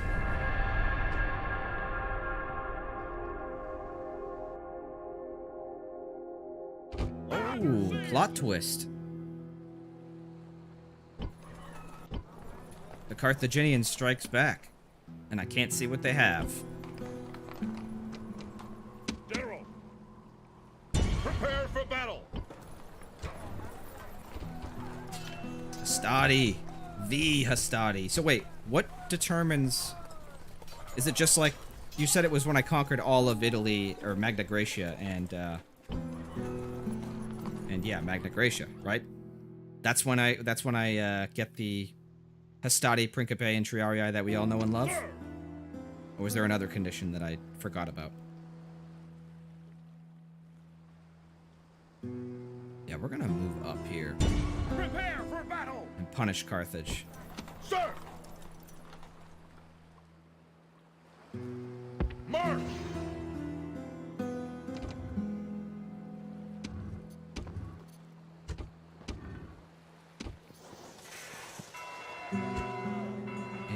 back to Epirus. Hey, Compy, what is your favorite campaign / battle difficulty combo? Mine is very hard campaign, easy battle. Oh, mine is Crash. My game just crashed. Okay, well, to answer your question, my preferred difficulty is hard when I'm just trying to chill out. If I really want to like sweat, I'll play on very hard, but that's a rarity these days. If anything, I'm playing on normal more often now when I'm trying out new mods and playing Total War games I haven't played in a while. My sweaty days are long gone. Total Warhead is still a masochist, who wears that loud and proud. But not me. Well, I think that's a good time to call the stream then, my friends. Thank you very much for being here. I hope you enjoyed it. I certainly had a lot of fun. It was great to play Rome Remastered in a much better state than it was the last time I put time into it. It was great to play the Total Conquest mod and to have guest appearances from Commissar and Melkor, who are the authors of said mod, and you also have Edwin here, who is one of the devs on Rome Remastered. Super cool. It was great bullshitting with you guys. Yeah, I hope you guys have a great weekend. Any questions before we end the stream?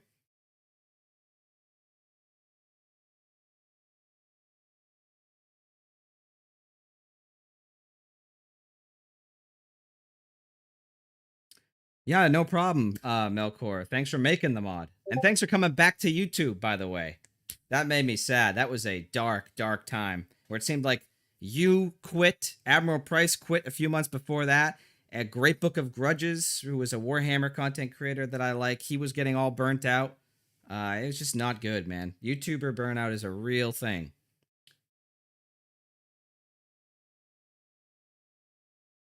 Thrones when?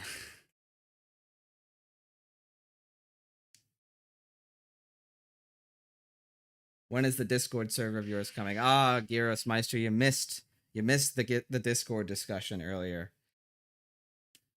The Discord server is coming soon, TM.